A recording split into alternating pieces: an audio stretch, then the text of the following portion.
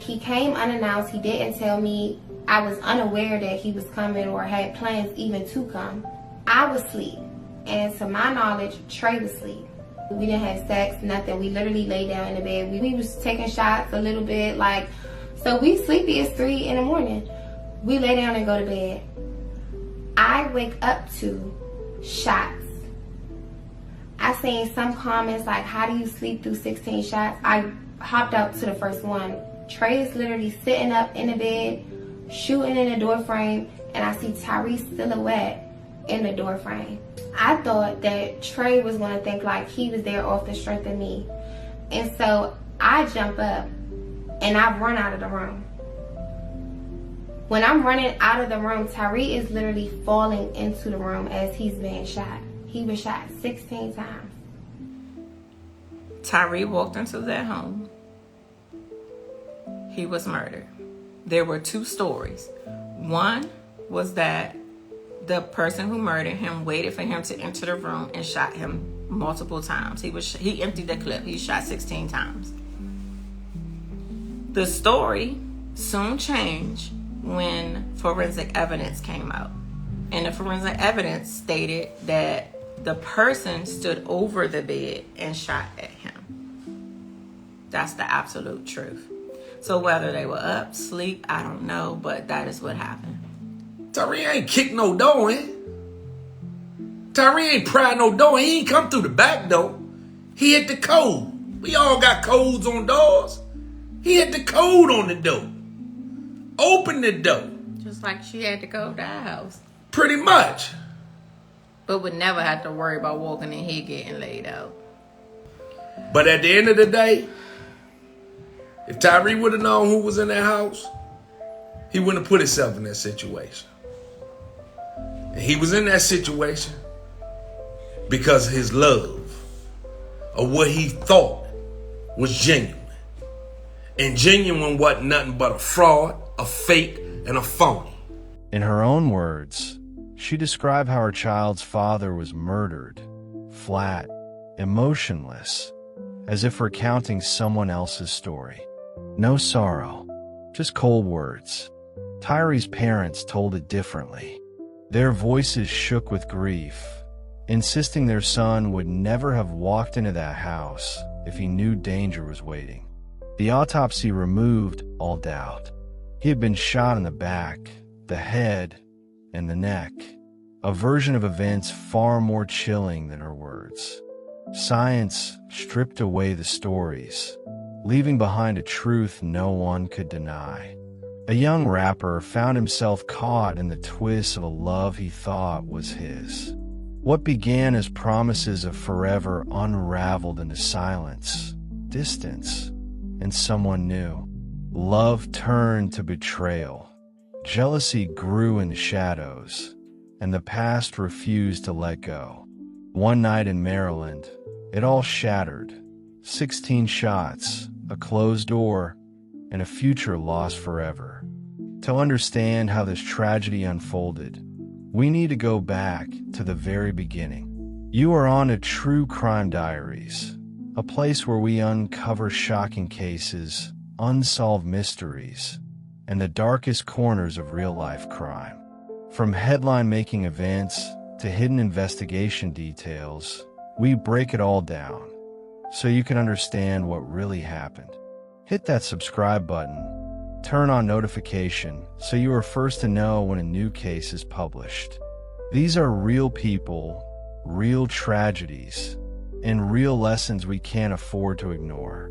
Share this video with someone you care about. It might change a life or save one. Let's dive in. Tyree Tashawn Richardson was born into a close, loving family in Maryland. To them, he wasn't just another young man. He was their joy, their pride, the one who brought laughter into the home. From an early age, Tyree showed a spark. He was funny, magnetic, the kind of person everyone wanted to be around. But more than that, he had a gift. Music became his outlet, a way to express feelings he couldn't always put into words. By the time he was 20, Tyree had already released several albums under the name FSO Gunk. His lyrics spoke of life, struggle, and ambition, raw reflections of the world around him. To his friends, he was a rising voice. To his family, he was still their son, their brother, their light. Outside of music, Tyree was just as driven. He owned a food truck called the Spot 301, a place that fed his community and gave him pride as a young entrepreneur, and often joined his father, cousin, and older men on hunting trips, a tradition that grounded him and kept him close to his roots. Tyree wasn't only chasing success for himself. He was building something to inspire other young adults to do the same. How you doing, man? What's up, shitty? Man, I'm coolin', man. What you out here for? The spot? Last shit, yeah. Stop playing. Motherfucking spot, That's baby. hot, Hey, boy. come on, man. What it make you do? Hey. Shit gonna be finger licking good. Hop in that Good, motherfucker. yeah. Oh. Tell him we got that new shit in It's there. that brand new. Brand spanking new. Give me a month or two, man. This motherfucker gonna be up and running. I want y'all to support. Man, black businesses need to support each other a little more. In the community, we gonna be all over PG. I boy just wanna motivating inspire the the youth, and yeah. do something a little different for the community. But we'll be serving everything: breakfast, lunch, dinner, everything, man. I just want. It's an experience for me, so you know what I'm saying? We gonna get it done. That's the spot. 2021 going on. Better let 'em Pull know, up, yeah. good drinks, alcohol for the little thotties. For the little thotties, some party. Hey, You hear me? it's all motivational use purpose though only. That's all it is. Hey, come get lit. And then came autumn. She was young too, still searching for her own path, when she and Tyree first crossed paths.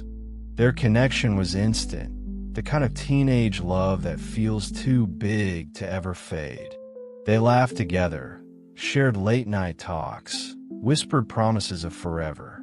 Their bond was powerful, but fragile, the kind of love that burns bright but is often too intense to last. Over time, closeness unraveled into distance. Conversations turned into arguments. Promises broke. Their relationship slipped into an on and off cycle. Yet for Tyree, the bond was never truly gone.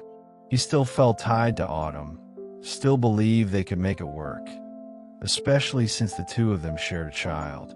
But Autumn had begun to move forward, and in her life, there was someone new, Terrance Kenneth Yancey, known to many as Trey. Yancey wasn't just another man. He was the new figure standing inside a story already strained with emotion. To Tyree, his presence represented something more than just a relationship.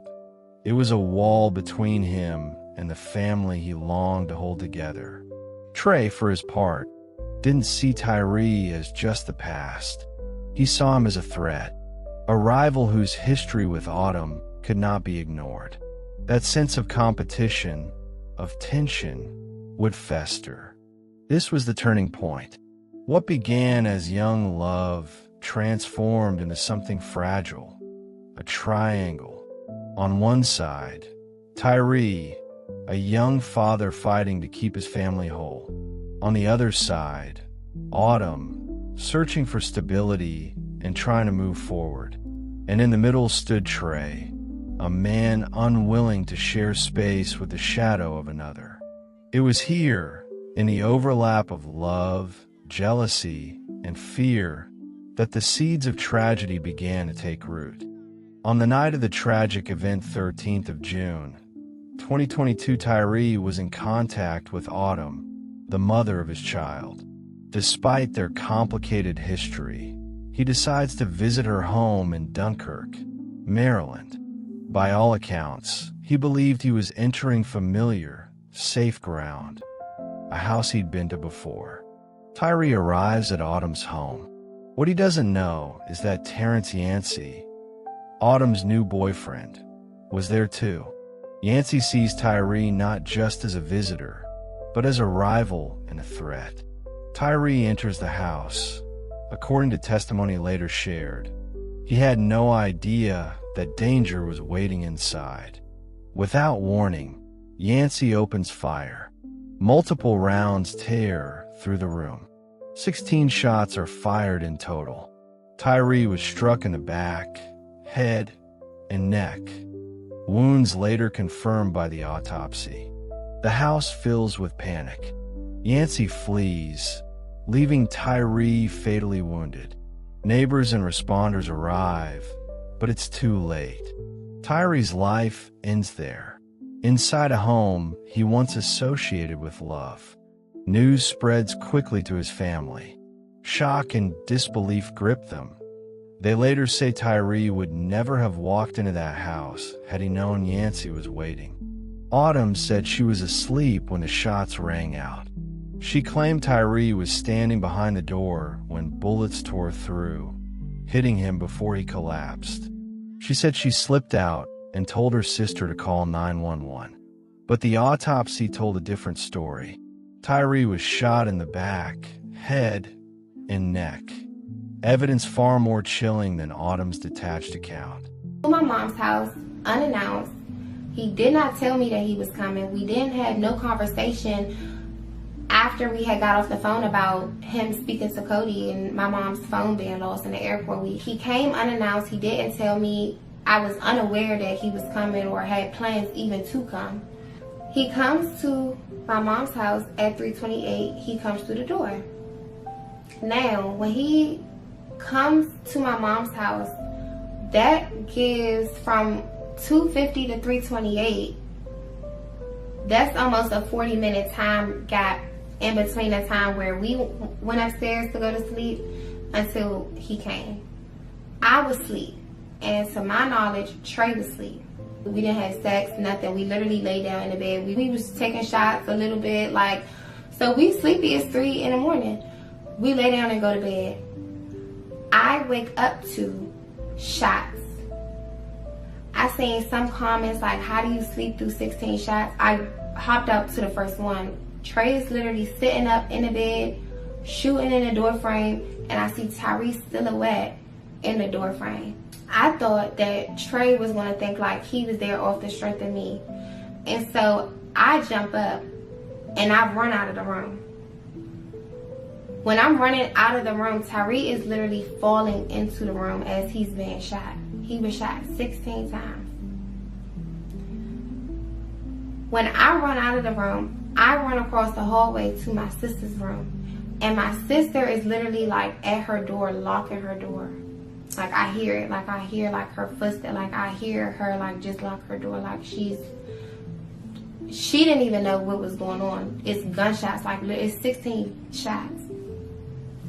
And like 16 shots, that happens fast, but like when you in a room or like next to something like that, like it just seems like it's going on forever.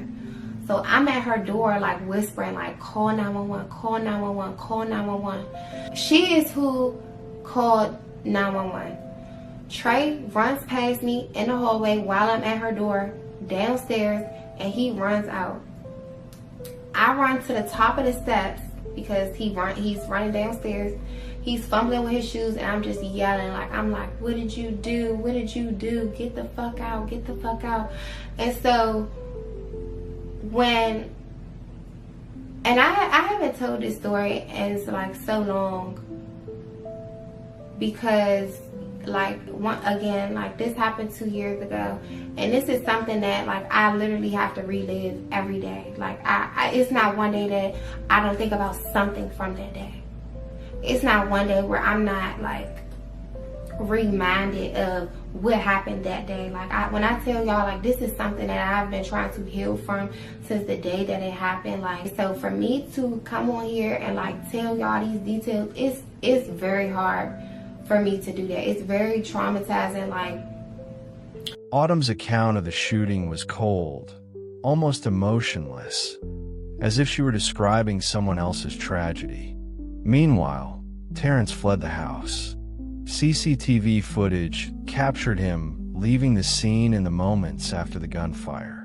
When authorities reached out to Tyree's parents, they not only broke the devastating news of his death, but also explained that plans were already in place to track and apprehend the suspect. To that point, were you able to tell when he was shot at? yeah. They'll do a very thorough examination, but it's multiple.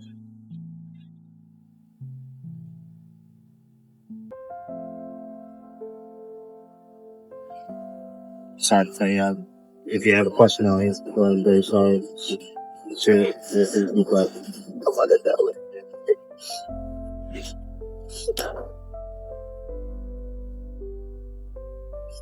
He had no chance. No, but it looks like he didn't suffer either. And the reason I say that is because there's almost no blood. And, if there's almost no evidence of blood, it means he probably died right away. And any subsequent strikes of any bullets, he was already gone. Otherwise, if he was still alive, he'd still be pumping blood and there'd be more blood evidence on the scene. There's not that. So that tells us he went quick. It went without any pain. So I know that's not much to give you, but that's what we have so far. One last question, because I just have to know. I'm sorry? Do y'all need a reward? No, we have. So I'll let you guys know. We already have some marshals, U.S. marshals, looking at there already a task force that's out, already searching. So we already have a warrant for his arrest, and they're actively looking. So One last question. that's never necessary for us. You don't. That's totally nothing you'd ever have to provide. Justice will be done with. You don't need to. Was he at entry point, or did he make it like up to the second floor? He was in the bedroom. Before the tragedy that claimed Tyree's life, there was a first attempt. On April 26th, 2022, his 20th birthday, Tyree celebrated with a night out. But hours later, joy turned to terror. Around 3 a.m. on April 27th, he returned home to Crofton with 2 passengers. A woman was with them, later revealed as a friend of Terrance Yancey, the man who was later convicted of his murder. The woman admitted she'd been romantically involved with Terrance before, and the second passenger was Autumn, Tyree's baby mama. As Tyree stepped out from his car, a lone gunman emerged from the shadows. The ambush was sudden. Ring footage shows him sprinting, pounding on doors. A neighbor's bravery saved his life. Shaken, Tyree phoned his family. His voice trembled. He was certain he'd been set up by someone in the car. That night proved he was already being hunted. A gunman had tried and failed. And when Autumn later retold this moment, her words were flat, emotionless. For Tyree, it was terror. For her, it was just words. So April 26th was Tyree's birthday. And for Tyree's birthday, I had got somebody to come in, do an at-home massage for him. I had cooked brunch. I had went out. I had got him gifts. We had went out to dinner with his family, and then we went to the club. Mind you, his friend lives with us. His friend Boog lives with us. Boog was not there that whole day. Like Tyree, I had went to Gucci, and I came back. Tyree taking a nap on the couch after his massage. And so, for me, it was just like, well, this your best friend, this your right hand. Why he not here, all day throughout your birthday? But we weren't looking at it like that at the time. I had cooked brunch. We had a few hours later, we chilled for a little bit, and then we went out to dinner with his family. After dinner, we ended up going to the club. We went to Rose Bar. Now, Tyree told me, bring my friends out. He definitely did tell his friends to come, but none of Tyree's friends ended up coming to his birthday. Like, nobody came to the dinner. Nobody came to the club that night. Nobody came to the house that day at all.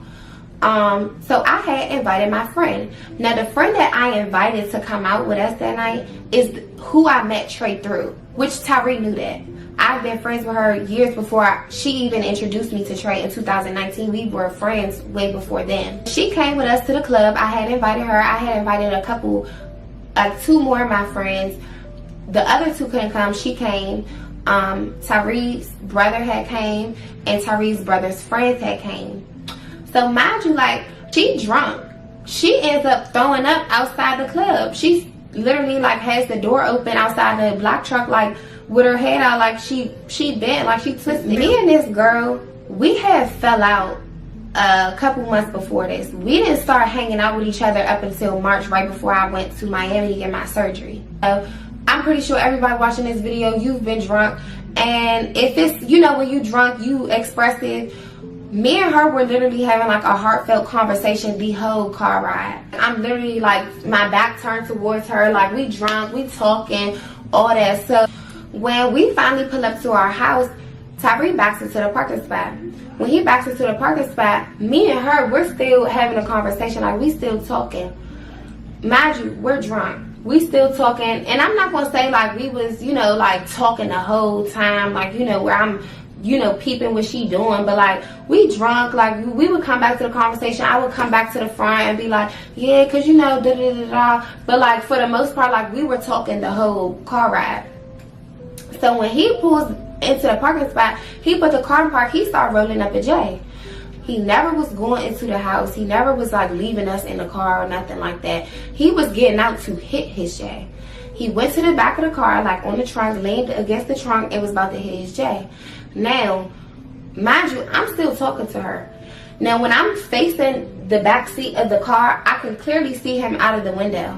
And when he sits back to hit his J, it was like almost immediately, like he just took off. Like I just seen a fast motion past the car, and I just seen another fast motion past the car.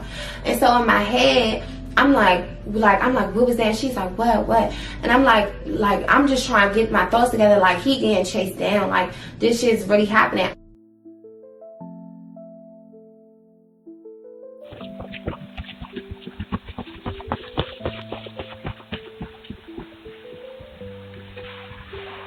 I jumped in the driver's seat. I put the car in drive, and I started driving in the direction where Tyree ran. Now, mind you, it was not as quick as like, he started running. The dude, I seen another fast motion start running after him, and it was kind of like a click kind of situation. If you ever been in a situation where, you know, it's happening fast, stuff kind of slow down. So I'm like, I gotta get myself together. I literally jumped in the driver's seat, put the car in drive, and I started driving in the direction of where he ran to. Now, when I'm driving, I got the windows down. I rolled the windows down. I'm literally calling his name out from the car, like Tyree, like yelling his name out. And I'm like, we like, come to the car. And so I don't hear no commotion. I don't hear like no rustling. I don't hear him. So I start circling the neighborhood. Our neighborhood had one entrance on one side, another entrance on another side. So I'm literally going out of one entrance into the other one, like circling, yelling his name out. So the last time that I circled, it's a police car parked in the library that was adjacent to our neighborhood. The library was one entrance. You go down a little bit, our neighborhood was the next entrance over. So I see a police car parked in the parking lot of the library. Mind you, we live in Crofton. It's a predominantly white area. It's not too much going on. For the most part, it's quiet, it's peaceful. You know, like some days we leaving our doors unlocked, like getting comfortable. Like it's one of those type of neighborhoods. I start hitting my horn and like getting my lights and like flagging the officer down. He put his lights on and start following me into the neighborhood. So when he follows me into the neighborhood, of course he calls for backup. I get out of the car like frantic, like panicking, like I'm like, my boyfriend, I don't know what's going on. He just got chased. I just seen somebody chase him. He just got out of the car and somebody started chasing him. So he's asking all these questions like, which direction did they go in? How many people did you see chasing him? It was only one person that was chasing him. How many people did you see chasing him? All that. So as I'm going answering his question, he's questioning me as we're walking to my house, because I'm showing him where we was, like where it all started from. And so at the time, of course, like I'm not aware that the car that the dude had jumped out of was there. But once I got back in front of my house, I live there every day. I'm familiar with who parks here, who don't park here, what cars are out here. This car, like, we was parked right here, and this, you know, like, I'm looking at the car, like, you know, it got DC plates. They ended up running the plates of the car, and it was stolen. They literally had dogs out there. They had, like, some type of, like, equipment where they could track if a Uber or a Lyft was called in a certain proximity. Like, so they doing all that. It's dogs, police officers coming out. So at the time, I did not know that Tyree had got the attention of one of our neighbors, and she had let him in the house. Now, when Tyree, I guess, seen the commotion of, like, all the police officers arriving or heard it, I don't know. Still to this day, I don't know where the lady's house was. But he had came out. He's frantic, like, you know, like, he literally just got chased down. Mind you, it's his birthday. Now, Tyree immediately told his friend home with us. I really didn't know who to think about, because Tyree was not, like, into it with nobody. Like, he didn't really have, like, too many problems or anything like that to that extent where somebody would hop out or even knew where we lived or, like, our movement and stuff like that to hop out and chase him down. So we get into the house, the police are there, they're taking statements. Mind you, like, we got stuff in our house. It's just an uncomfortable situation. We were already starting to pack to move out. Our lease is ending in 2 weeks coming up.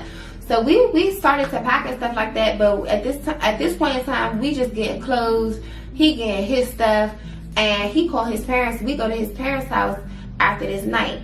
Mind you, he was carrying my friend, like, he like, get her out my house, like, all this type of stuff. So the next day, my friend had reached out to me. From there, like, I had sent Tyree the messages, and he was pretty much like, he still didn't trust it or whatever like that. Granted, because she was the only one with us that night. The night of his birthday, it was a fake page named Trey and his views. But this is where things, like, kind of took a turn with this story. The following week was my birthday. My birthday is May 4th. Me and Tyree had took a trip to Puerto Rico. When we went to Puerto Rico, Tyree had received a DM. I had hit my friends up, and I said, we know who set Tyree up. So when I'm sending them this, we start sending voice messages back and forth. And in the voice messages, the friend who lived with us started to come up, because we found out, we as in me and Tyree found out that the dude who DM'd him this, his best friend or his close friend, his right hand, I don't really know, was dropping bug off at the library. So when we found that out, and for the friend to not have been there the whole day of his birthday, very coincidental that, you know, now this dude reaching out to Tyree, speaking on the night of his birthday that his friend was not there for. Mind you, he's lived with us ever since we moved in. So I just find it very ironic how none of the other details surrounding this story, surrounding this night was brought up. And I think it's very coincidental that they are bringing this up 2 years later. They come on his page to do this series about how I attempted to set him up not once but twice. You know, it's all coming after words were exchanged and they didn't like my response. And so that's why I felt the need to, you know, come on here and really be very thorough about what happened to the full extent. Whether it make me look good or bad, like, Tyree definitely was looking at my friend. Yes, he was looking at her because she was the only person with us that night.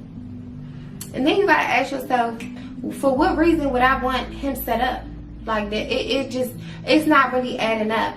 And if y'all thought that I was behind something that day, why would y'all have allowed me to move into y'all house afterwards?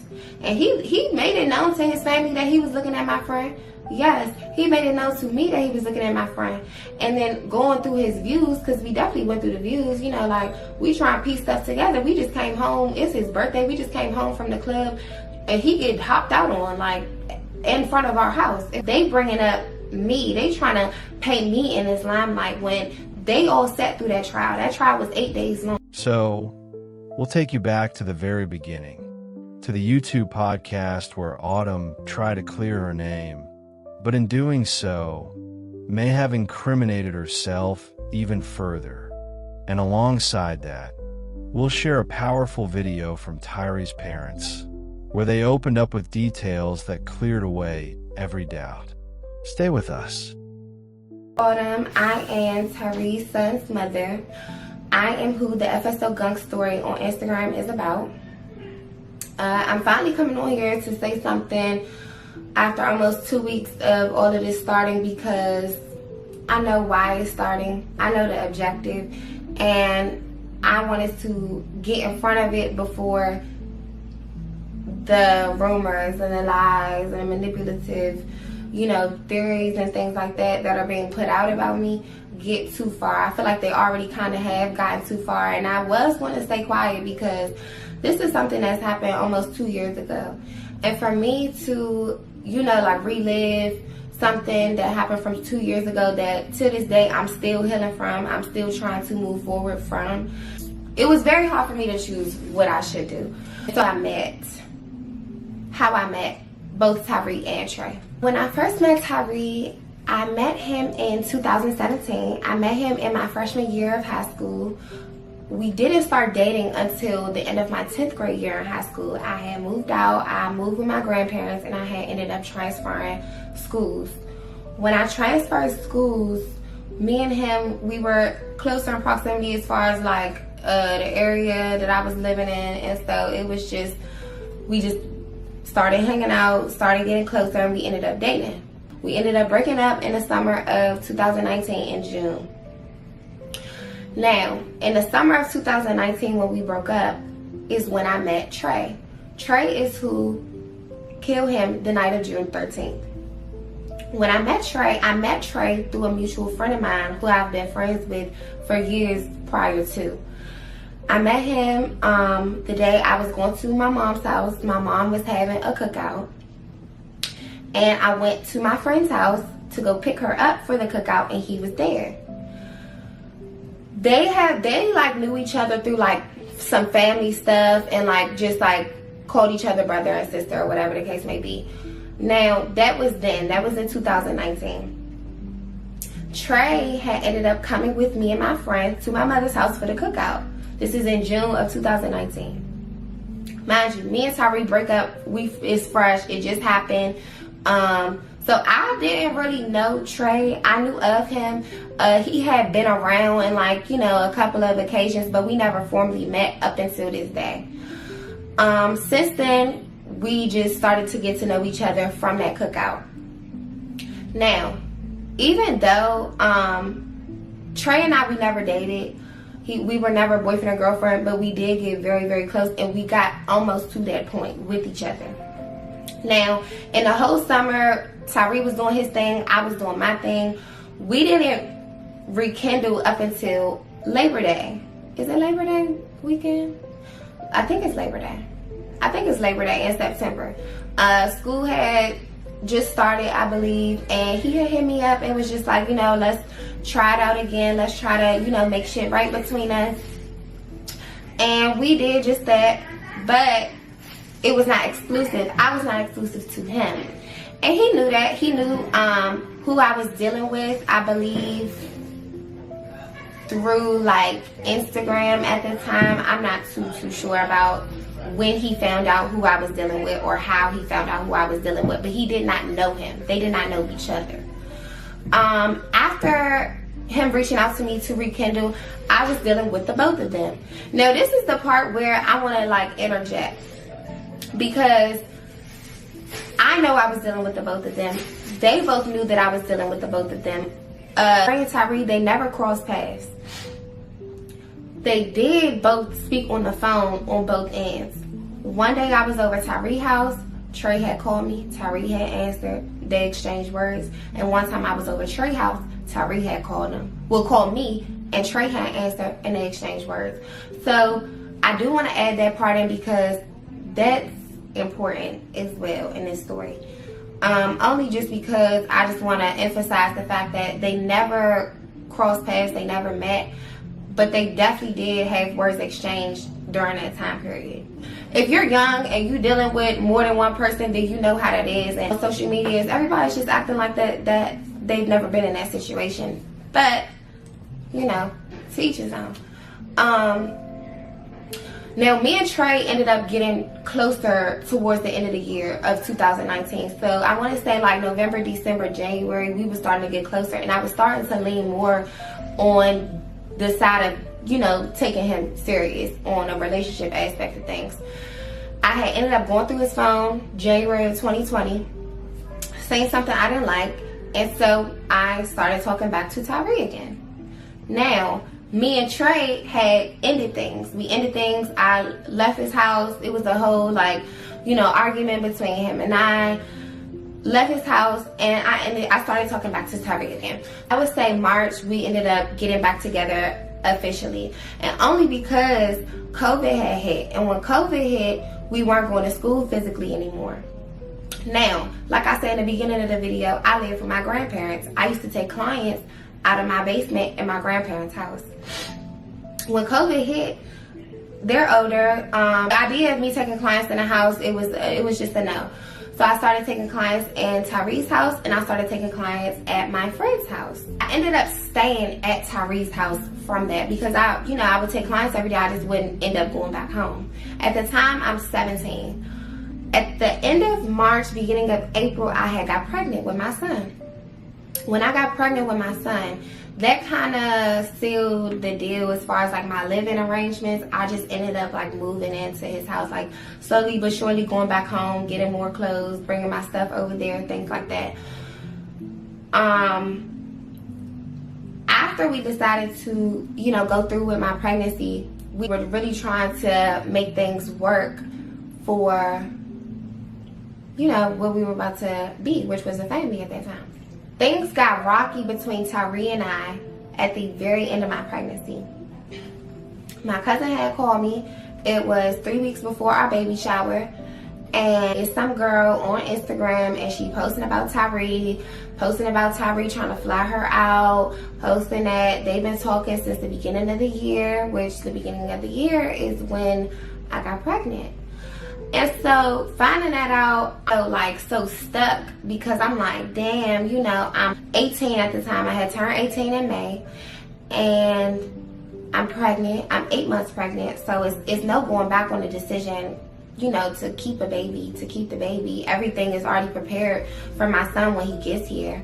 So it was just like, I just felt very stuck. I felt dumb. I felt like, you know, like betrayed, like, you know, like he played me. Like if you've been pregnant or you have kids or you're pregnant, you just know how sensitive you are, you know, emotionally and mentally and things like that. So it fucked me up.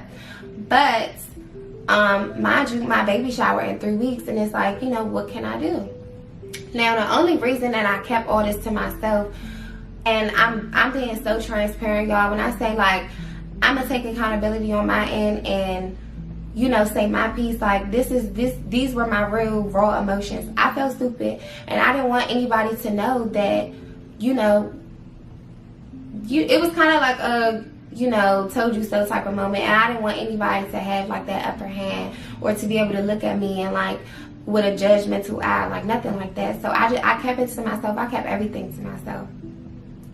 The second major like event during my pregnancy that really like caused regret was my maternity shoot. My outfit didn't come on time, so I had to improvise the outfit. I had to change my whole concept idea. So many things that went wrong, and so we finally get there, and Tyree, he says he gotta play. So I'm like, okay, like I'm thinking it's about to be something quick or to do it outside. If you know, you know what that is. But he never came back. He never came back to the maternity shoot. Like I literally had to call him when it was over with and shoot everything by myself. He didn't get in one picture with me. And so at that time, I just felt like, you know, like, is this something that he want, or like, you know, I'm kind of like realizing like this is something that I may have to go through by myself. I was very confused. I was very stuck.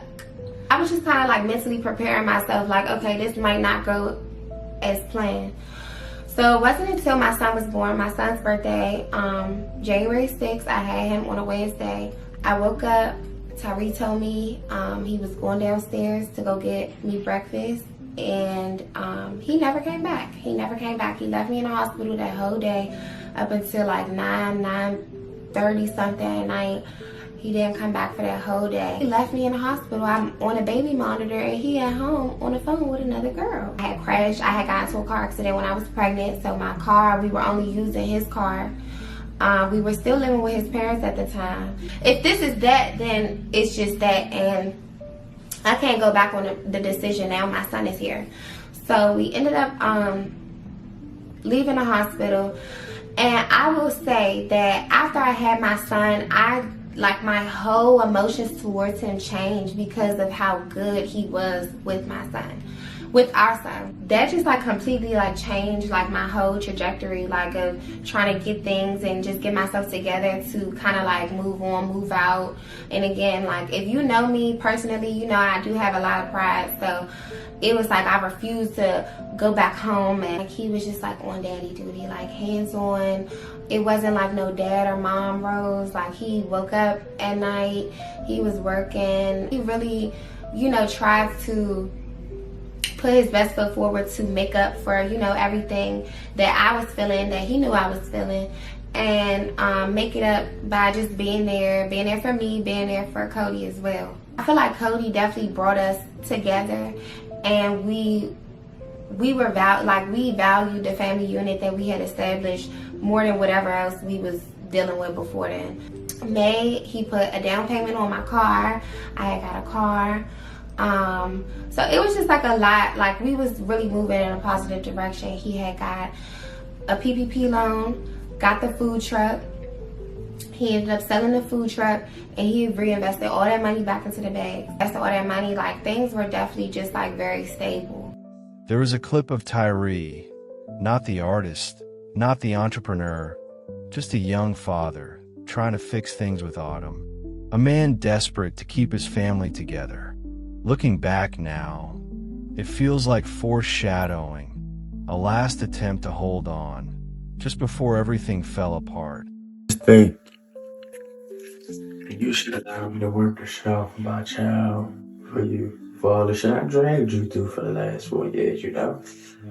I honestly feel as if our next 6 months is going to be so great about our relationship that you will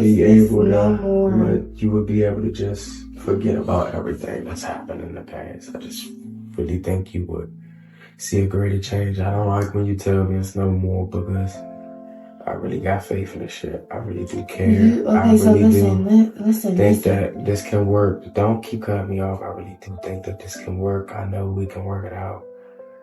I want to do this shit with you without my home, without you being in my home, without you being here. It sucks. It's empty.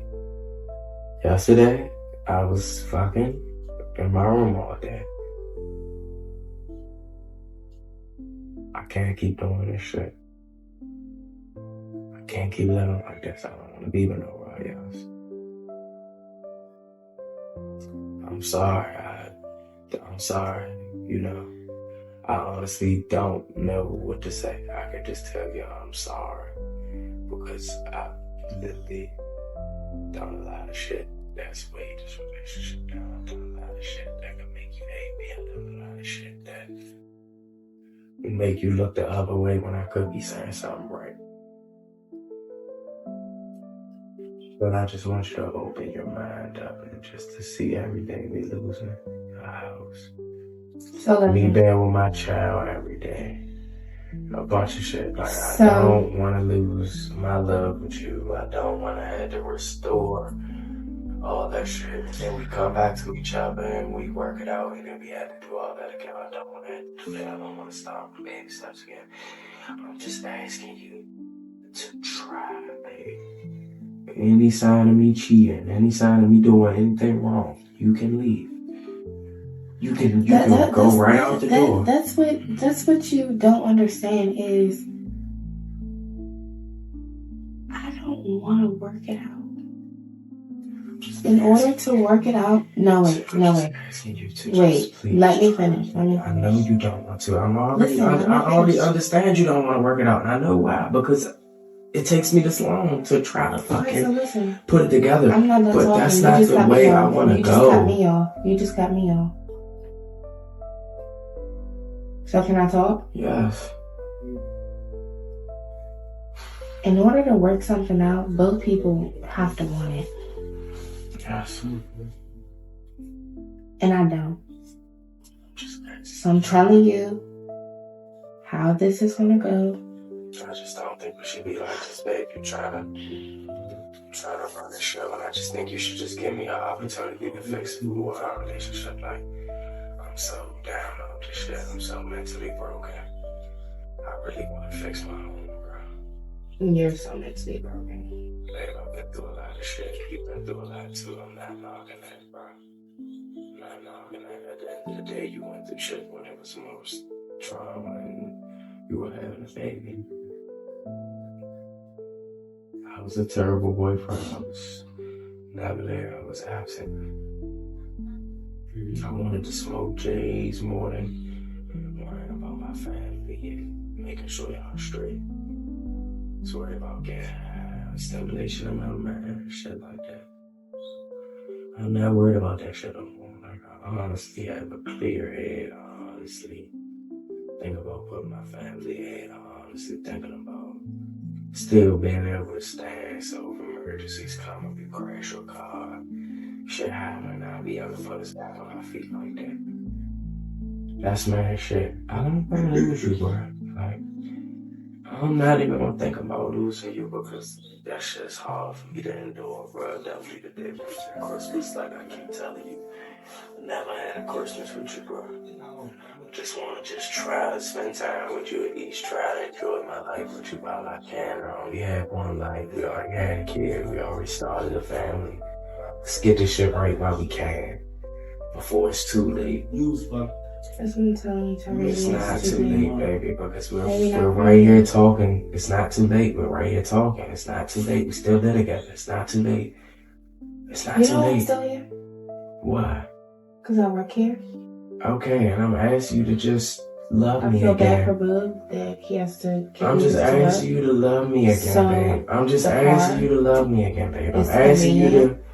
Please, I'm just asking you to love me again. I'm just asking you to... stuff is here. I'm just asking and until I'm able to... You're not moving. I don't want you to leave. I don't want you to do all that. I'm not trying to tell you what to do. I want you to just see positivity out of the situation. It's no positivity. It is positivity. You're making it negative. If I'm telling you, it's still positive. I If I'm telling your head open. Babe, I'm fine. I'm still seeing positivity. Okay, I'm still seeing positivity. You're the one who's painting a negative on the situation. Like, you not understanding, you laughing at me, bro. It's negative. It's not, because I'm right here. I'm trying to work this shit out. I'm right here trying to work this shit out. I'm right here trying to... You trying to work this out. In a week ago, you punched me in my face. And I've done that. And I've told you that. I've done that. Got on top of me and choked me. Babe, but you gotta understand, I'm out of town for 4 days. I'll come back home.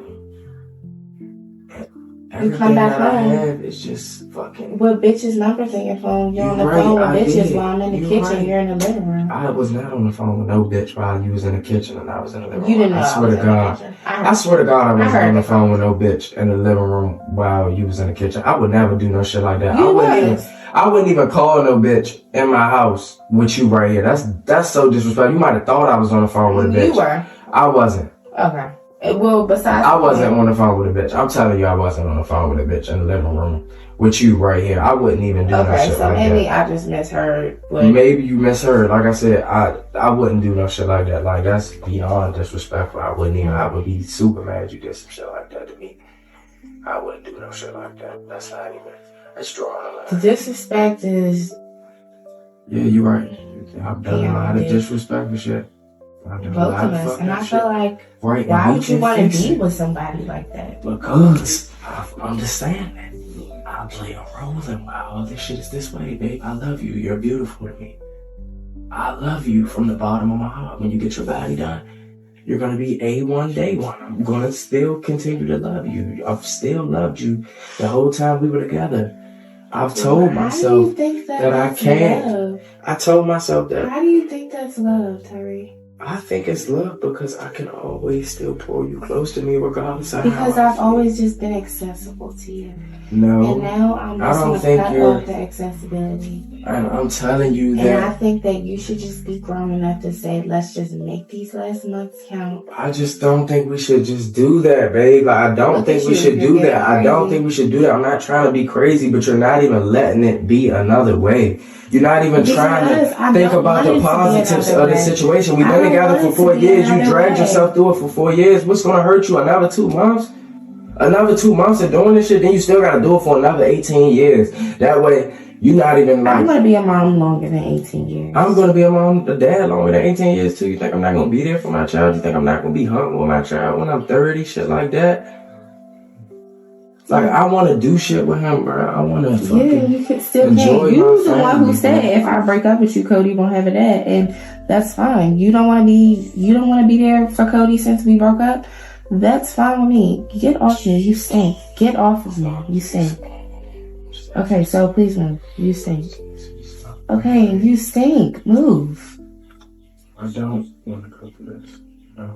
Corey, it's really not up to you anymore. It's not up to me. No, it's not up to me. I'm just asking you to try, babe. It's And I'm Christmas, saying babe. Listen no. to me. Listen to me. Listen to me, bro. Get on my face. I'm not trying to be Get on aggressive my or face. nothing like that, bro. Listen to me. Listen to me, bro. Look at what you giving up, bro. What am I giving up? It's nothing Everything here you for me. giving up, everything is nothing here for you. You keep saying that. I'm here. Cody's home is here. Your sweet is here. Babe, I'm admitting to me not being the best dude. I've admitted to that. Like, I've never admitted to that before.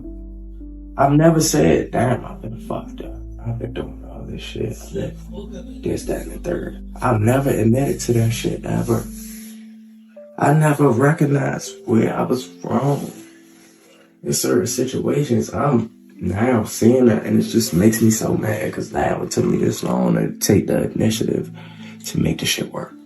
Babe, I don't want to lose my relationship. You got power in you to hold on to me, to hold on to what your son has, to hold on to everything. Please get off your phone. Dude, you... I don't see what the problem is. I'm You not don't have to taking pay anything for from my you. body. I don't care about that shit. I want to do it because of the shit I put you through. But I want you to understand, we have a child. We have to raise for 18 Yeah, years. and we Listen. can't raise him. Co-parenting sucks. I don't give a fuck who tells you that. He's missing two perspectives every single day. He's missing two perspectives I'm just giving you real shit. He's missing two perspectives every single day.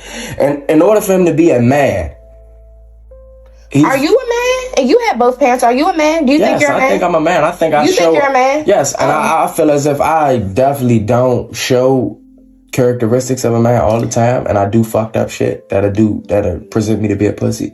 But I am a man. I stand on all 10. I never folded on my family. I always been there. Anything financially wise, I never folded. I've been there, bro. You can't say I ain't my child. Like, I stand on my 10. I stand on my 10, bro. I give you shit that I don't even want to do. I still do it because that's man shit. Like paying for your last class. I wanted to spend all my money in LA. Said, fuck it, I'm gonna look out for her. I'm gonna help her. Boom. Next time I want to spend all my money in LA. Fuck it, I'm gonna pay for the surgery. I'm gonna help her out. I'm gonna help her deal with her bills, help her do with all her shit. So I want you to genuinely be happy. Other than materialistic things, what do you offer in this relationship?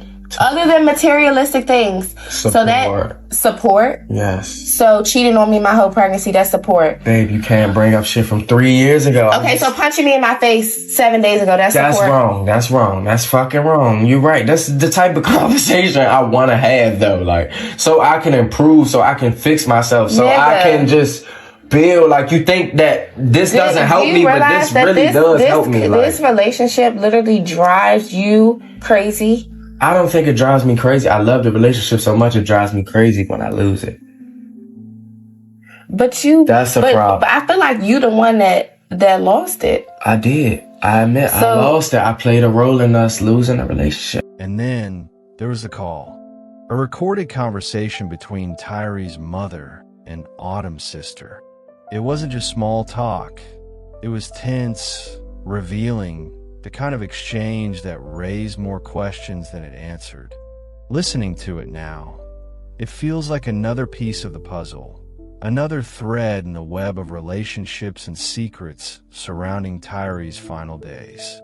I just understood where everybody was coming from and understanding that y'all weren't there, so y'all not really getting the story 100%. Even the police didn't give y'all 100% story, and that's very clear based off what Zoe just said to me. That the police just kind of gave y'all like a in between the lines kind of thing. So yeah, so I just on FaceTime with them the whole time. So if you have any questions, Autumn is not in a position to talk. She's constantly quiet. No, and I understand, but I just want to say this, and I want you to relay the message.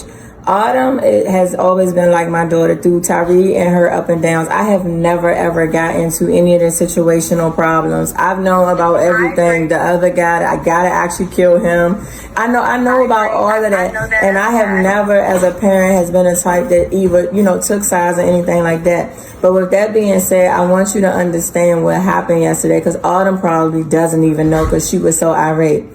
As a parent, and you have 3 children, so put yourself in my shoes.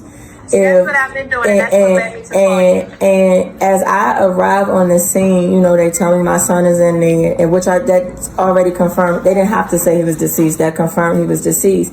And so I'm asking questions like, well, who did it? And they was like, well, her new boyfriend. And so my reaction is based off of that, because I'm like, well, was he that's what Zoe just said. That's what I said. And I'm like, was he set up? Like, new boyfriend hurt, but I know that's the lifestyle that he chose. This life, I didn't expect that. Just being in love, like right. He died to his heart. But at the end of the day, he wouldn't have had it no other way, because that is who he wanted. He didn't care under no circumstances. So I can accept some of that. And like I said, Autumn would deal and have to heal in her own process. But I wanted her to go forward understanding like what our family's position was. I'm not mad at her. I'm not judging her. If that's what she chose to do, like that's on her. Like I can't fight Tyree battles, because I know Tyree wouldn't have felt that way. He didn't feel that way. The boy Trey has, from my understanding, has been around. They've been back and forth. So they still would go back. That's what young people do. It's just so crazy, man. And so I want you to let your family know, like, we had no idea about Autumn and the things she was doing. Like, we had no idea. We had no control. And even my brother, we were on FaceTime with my brother last night, and he was going in. He was saying all this shit to Autumn, and I had to text him. I said, you need to calm down a little bit. You're just being a little too harsh. But I said, you're saying some real ass shit though, and she needed to hear it. But at the end of the day, it's just like, people saying, how can people respond to that? Right, and you know what? I'm not even mad at her about that, because at the end of the day, we all human and they young. And I can go back to when I was in my relationship 20 years ago. I'm 45. We've been married for 23 years. We weren't perfect either. So nobody's perfect, but sometimes you have to find that it's just unfortunate that it ended the way that it did. And I know from my son's fact, I know from my son's fact, he would have, if he knew what he was walking into, he would not have walked into that situation the way that he did. And that could have been a bad situation for the other person. He probably wouldn't. Right. And so unfortunately that person, they have to now deal with that for the rest of their life. But I did want her to understand that what I was initially told reflected my reaction. But I've been working closely with the detectives, like they have been saying, they have been confirming, and they have been, well, this is what happened. And at the end of the day, it can't bring Tyree back. So I can't really fester on it. But what I can do is I can't allow our family to be broken over what should have happened. Like, everybody makes their own decisions, and I don't. And I think, as I told you in the message when you sent to Roger, this is Tyree's mom, I don't do social media. Just call me, because I know that things can be. I thought you were saying like I'm not no innocent. I told my family to dead it. Cody is family, which makes y'all family. We have to be family, and at the end of the day, if we just think about what Tyree wants, that's all that matters. It's not about me. Tyree would have not wanted this. But see, Roger, and you gotta also know what you're dealing with in front of you. You know, that was like they all just they could fight, fist fight literally, and then be mad at each other for a week. But they brothers. That's what brothers do. But that's how Tyree was. yeah, but at the end of the day, Cody can't. We know Cody loves Tyree. He loves us. He loves y'all. He loves everybody. He's blessed enough to have a family. But I just wanted to give the backstory because, and I've been telling, like, have Autumn call me. Like, I want to talk to her. She needs to understand. Autumn is a fucking mess. I bet she is. She just got into it with her dad. She tried to jump out the car. She got into it with my mom. And we're all everybody's just trying to be there for her. But it's like she not knowing how to.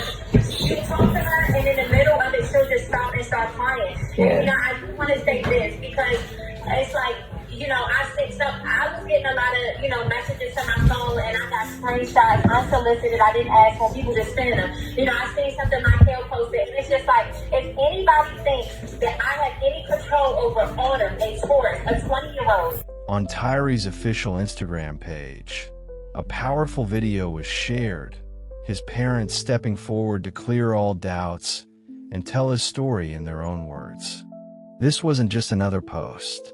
It was a heartfelt tribute, a raw account of who Tyree was, what he stood for, and the truth behind the life he lived. Since then, the page has carried a series titled The Life and Legacy of Tyree Richardson, a space to honor his memory, preserve his voice, and keep his light alive. Never taken back again. Hey everybody. I'm Tyree's mom, Lindsay, and I'm his father, Roger. so we just wanted to take this opportunity to come on his page and you know, kind of talk about this journey that we have been on. We want to kind of give some of the back history to what caused us to take this journey. And we also wanted to take this opportunity to clarify some of the things that are going out. So first and foremost, I want to thank everybody from the bottom of my heart. When we started this journey on April 1st, I personally did not expect the response that we received. I always knew Tyree was loved, but I didn't know he was loved this way. So 2 years later,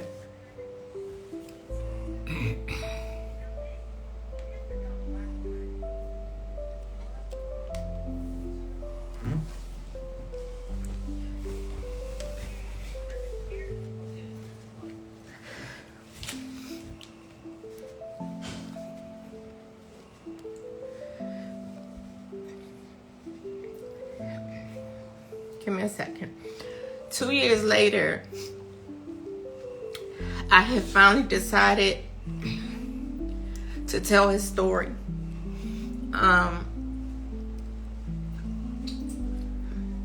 People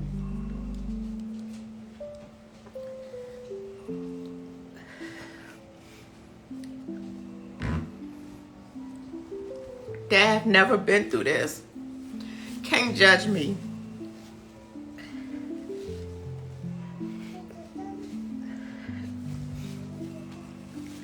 They can't tell you the pain that I experience daily.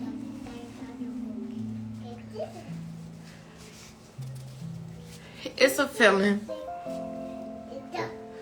when you wake up every single morning and your heart is broke, and you look forward to going to bed every single night just so that's the only relief of pain that you get. And that's 2 years later.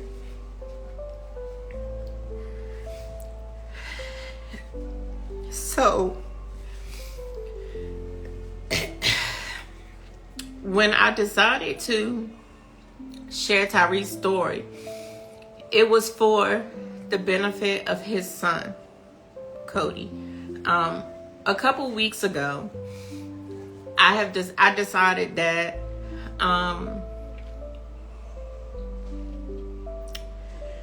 I was gonna stop my attempts for trying to see his son. The reasoning for that and the reasoning for all of this was through everything that happened,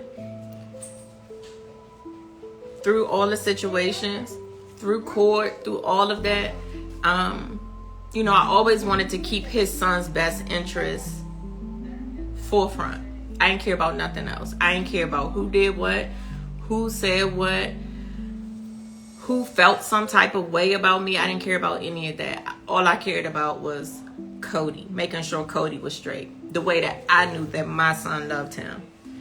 And so after attempts of trying to see him, I was disrespected one time too many. And people that know me, people that really know me, know that I could take a lot, but I'm not going to take but so much. And so I had to accept the fact that Cody, when he gets older, whenever that is, I wanted him to search for his father and find out the truth. And so that's how this story started. So, again, ever since Tyree's death, especially after his trial, I was approached several times on telling his story, whether right, wrong, indifferent. And I always said no. Like, I don't want to shed this story. I want to just make sure, the people that's involved, everybody's protected. Then after that last attempt, I put my guards down and I said, let's just do what we gotta do. So when the story first started, the first couple days, I was behind Tyree's page. I was the one celebrating, talking about him, talking about his life and his legacy and all of that type of stuff. One of my good girlfriends is a publicist, and she said, we have to make sure that this is done correctly, legally, correctly. If we're going to tell it, we're going to tell it correctly. So she took over the story, and we both want to thank her, because when she took over the story took a complete change. It's on national levels. When I tell you, I see every DM you guys send. We love you. Whether you send it to his page, whether you send it to me, whether you send it to his dad, whether you text me, whether you call me, we get them. And I can't answer everybody, but I do want to let you know that I appreciate it, because this is exactly what he would have wanted. As you guys know, and I'm not going to spend a lot of time speaking on irrelevancy, because a lot of it's irrelevant, but as you guys know, Tyree was murdered on June the 13th. Whatever variations of the story you want to believe, it doesn't matter to me, but he was murdered in a place that he thought he called home. Okay, he was at this place that he rested his head at, and he thought it was his home. So for whatever reason that took him to that place that night, I don't know. I wasn't there. I'm not in his mind. I can only go on what preceded him and what I learned after the fact. And what we learned after the fact through his messages, through all of his attempts, he didn't go to that residence by no accounts expecting what he expected. As a parent, I have always made it my duty to allow my kids. We felt like we raised our kids to be family oriented. They have one mother, one father. We have 4 children together. We didn't show them. Hold on one second. We didn't show them indecencies. We always showed them how important family was. Whether you argue, whether you fight, like, it's important to have that backbone in your family. So we taught them that at an early age. It's evident from his attempts is he was trying the same thing for his family. One thing that I can say that I regret is allowing him to try to find his way for someone who did not want what he wanted. And I wish if I could go back 2 years that I could have told him that you're better. You're a lot better than that. Like, I don't care what you do, what you say, you deserve so much better. He made it a point to keep his family business away from us, which rightfully so. His problems he didn't never really share with us, and I wish he would have, because I could have gave him motherly advice that could have possibly saved his life. So if I want to talk about what I regret, that's what I regret. I feel like he lost his life for the love of his life. And I honestly feel that. No matter what she says or what she does, she can't change that. She knows. No matter what, she knows deep down. Whatever she wants to portray for the internet, that's on her. Whatever she wants to portray for the masses, that's on her.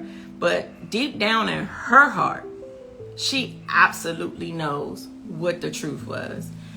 Now, a few things we do want to clarify. I never said that she set him up. We told the story. The story as we learned it in court, after court, through detectives. The social media took the black and white and came to with their own conclusion of what happened. So don't blame social media and what's actually portrayed as the truth that we kept a secret to hide behind that. And at the end of the day, she, her family, his family will never, ever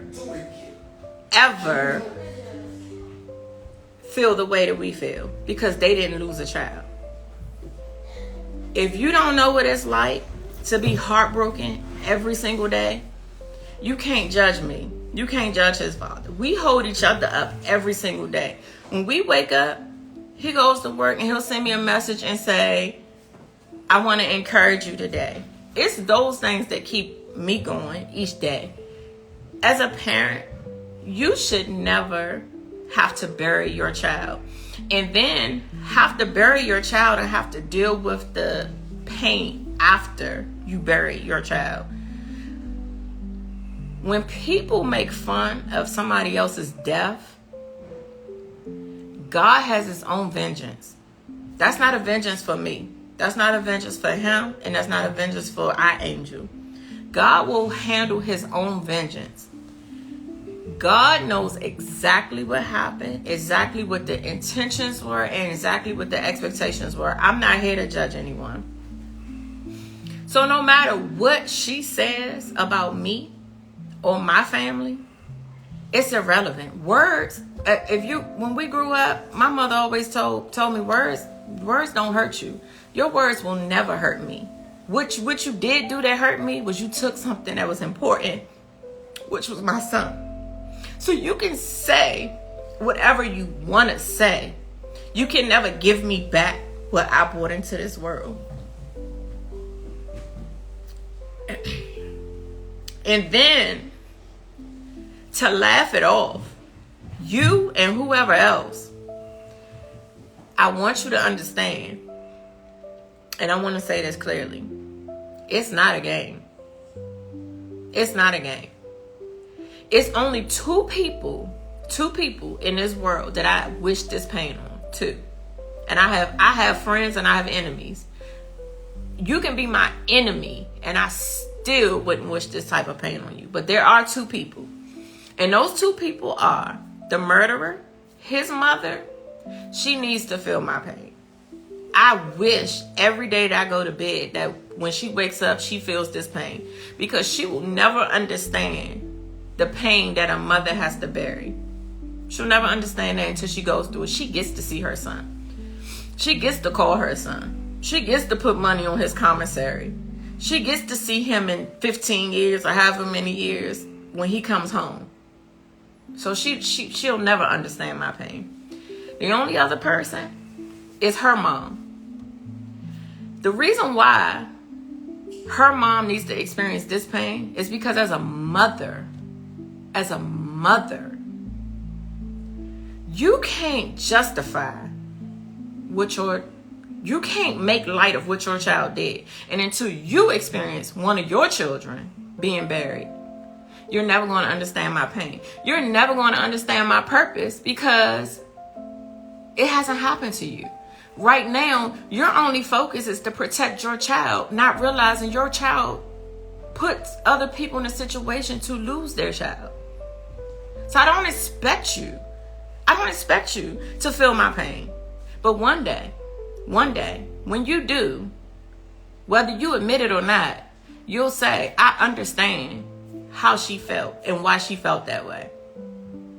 Until then, you'll never understand the pain that we experience. So again, I personally want to thank everybody that has reached out. My God, the support, the state's attorney, the support of people calling in is unbelievable. Unbelievable. The detectives knew what they were dealing with. They knew it wasn't all truth to the story. But sometimes timing is everything, right? Timing is everything. So we decide to celebrate Tyree's life, his legacy. You feel like you have to defend yourself. And in defending yourself, you actually tell some of the truths that was never told before. And what you have to realize,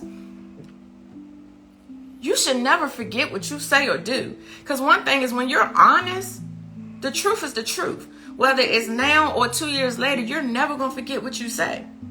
When you're not honest, you end up telling on yourself. And you end up telling the truth.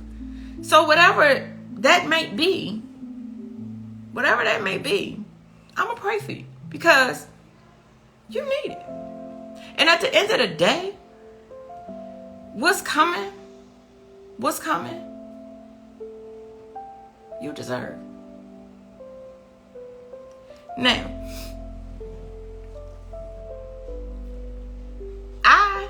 anybody that knows me, and nobody can tell you no different, they can do an interview, 2, 4, 20 of them. I don't care what you do.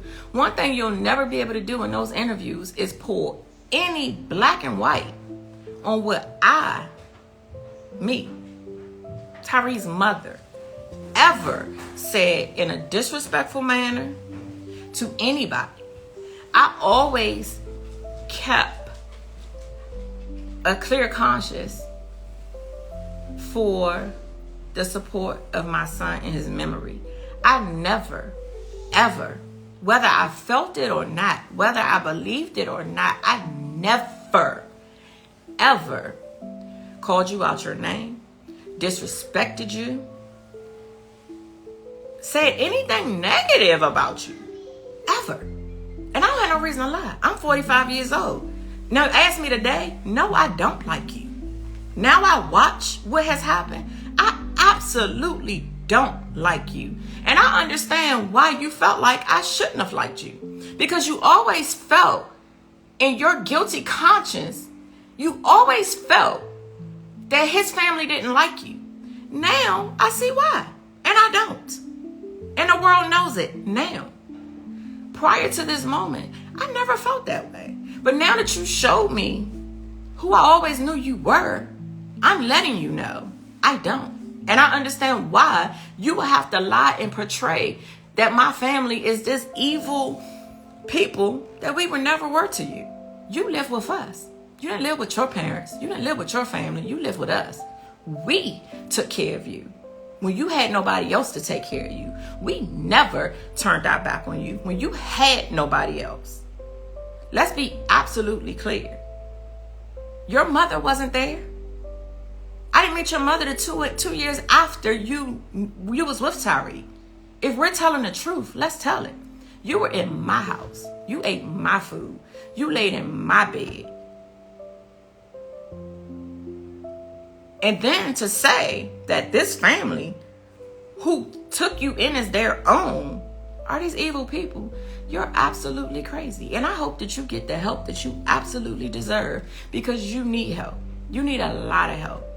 Because in your mind, what you believed about us is what we should have believed about you.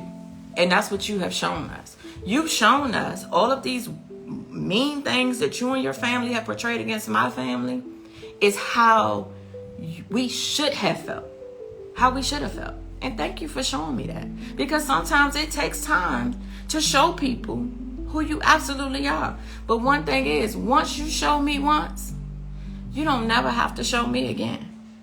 Ever. Because I understand exactly what's in front of me. So, in the story, this is the absolute truth. Tyree walked into their home. He was murdered. There were two stories. One was that the person who murdered him waited for him to enter the room and shot him multiple times. He emptied the clip. He shot 16 times. The story soon changed when forensic evidence came out. And the forensic evidence stated that the person stood over the bed and shot at him. That's the absolute truth. So whether they were up, sleep, I don't know, but that is what happened. Okay? After he was shot, because that's what he is to me, call him the murderer. The murderer went on about his business, and the girl, whatever she is, asked her sister to call 911. The 911 tape was revealed. There was a few attempts to try to resuscitate him. The dog, the family dog that lived in the house, was more important than my son's body. Laying dead. She was looking for her dog. Whatever the dog, King, whatever the name was in the 911 tape, it says she's yelling out the door for the dog. My son is laying in the bedroom, dead. The reason why I share this is I don't care. It could be anybody. I don't have to know you. If a person is laying in front of me, lifeless, I'm going to make every attempt that I possibly can to try to save that person. At no point will an animal be more important than a lifeless body. At no point. Once that happened, I was called. As you saw from the transcript, I was called before 911 was called. We immediately tried to figure out how to get there. I've never been to this house before, so I was asking for the address. In trying to get to this location, I'm calling my son. I'm calling everybody, like 911, like, we gotta get here. I don't know what's going on. We have to get here. I was initially told, and I will never forget this, ever forget this. My exact words when I picked up the phone was screaming at her. I was like, oh my God, what's going on? It was 3:32 a.m. Do you know just about every single day I wake up at 3:32 a.m.? Just about every single day since that happened, I wake up at that exact time. It was screaming and hollering, and she said, oh my, Tyree's been shot. And I'm like, what happened? Oh my God, is he okay? It's the first thing I said, is he okay? She said, no. And I'm like, what happened? She said, someone ran in here and shot him. It's quote, unquote. I immediately called my son because they were together. So I'm like, did someone follow him home? I'm frantic, like I'm going off. And my son is like, I don't know, like he left the club. And so we were trying to figure it out. Through all of that, when we arrived on the scene, it was 2 officers. So I'm like, what hospital did he go to? Again, these are things I will never, ever forget, ever forget. And the officer said, he's not at a hospital. So what you mean he's not at a hospital? What hospital? Like, I'm freaking out. I'm screaming, hollering. So he's in the house. So at that point is when we knew he had passed away. My exact next question to the officer is, did you find out who did it? Did you find out who did it? And his exact words to me was, her boyfriend. At that time, to me, that was news. So, fast forward a week forward, Tyree called me. We were in Jamaica, and he said, Ma, I need to come home. And I'm like, what's going on? And he's like, I just need to get her space. We got some stuff going on. Like, I don't want to be here. It's his exact words. I have text messages. Through that, I said, of course, absolutely. Like, I'm never going to turn my back on my kids, ever. Absolutely. Come get. He said, me and Cody. Him and Cody, they didn't come Monday. They didn't come Tuesday. They still lived in that home those days. Wednesday is the first night of that week that he spent in our address. Through that, through the couple days, they were cordial. They were talking. I shared some of his last stories. Like, he was normal. He was normal. He was not what was portrayed of him. Stories don't lie. Text messages don't lie. Like, I can't make this up. That Saturday, he was walking around because he couldn't get in contact with Cody. He was like moping. He's like, I don't know what's going on. I can't get in contact with Cody. He's supposed to be in Florida. He's trying to figure out what's actually going on. He wanted to talk to his son. He has messages to her sister. Like, is Cody with y'all? Is he okay? Like, that's what a normal person is supposed to do that care about their son. You know how many young people out here that don't take care of their kids or not family? He cared. He cared about his family. So, through that, again, they conversated throughout Sunday. They conversated throughout the day. They went back and forth. Some of the messages were shared.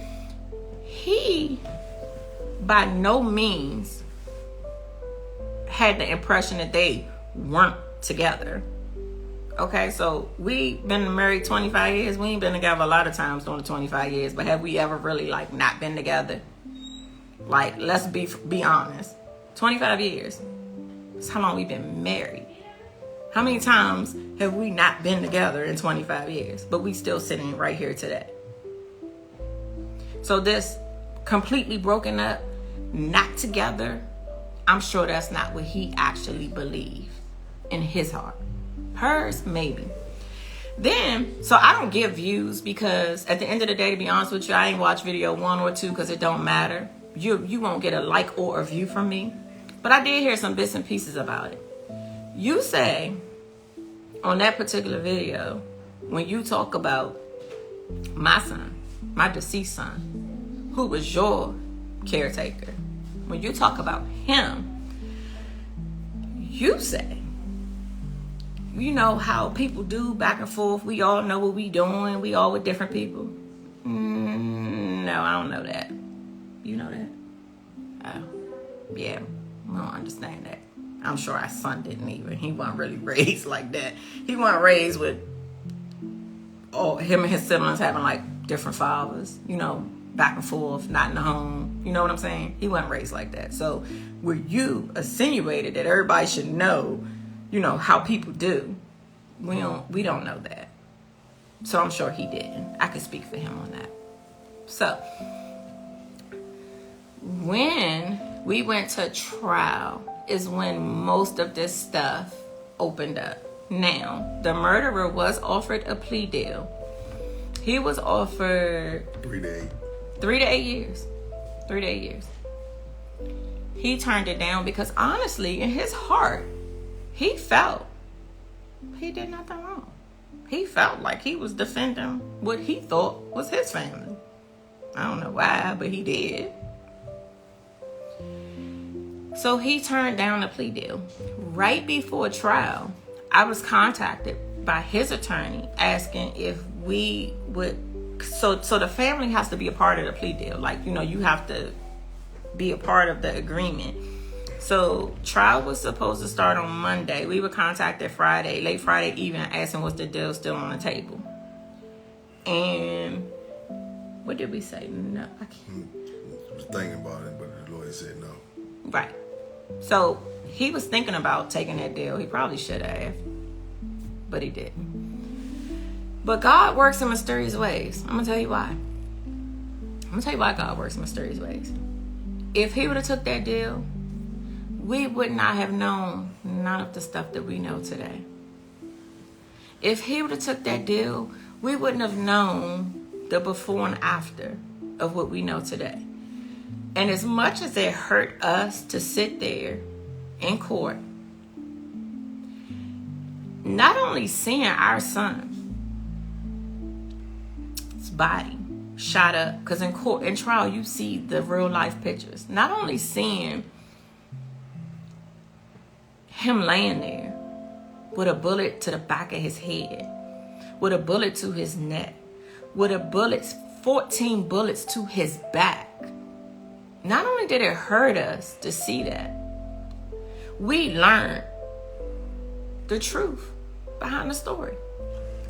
And as hard as it was for us to accept the truth, we learned the truth.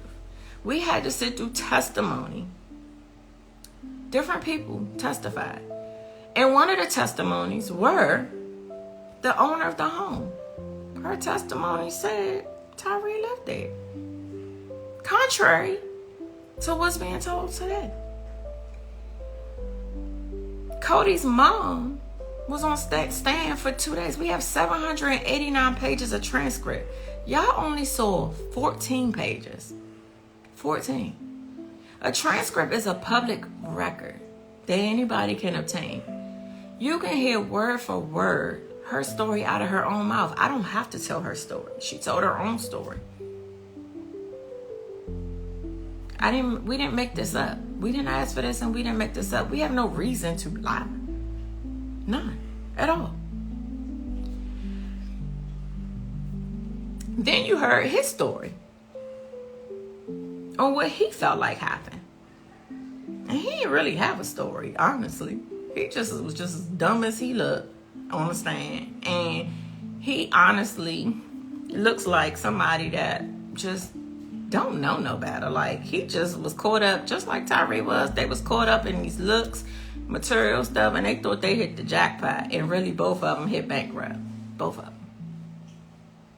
So what may seem like is good is not always good. And I hope that from his story, it changes somebody's life. We have had so many DMs. Oh my God, this is happening to me. I need to get out. Like, please save yourself. Nobody and nothing is worth your life.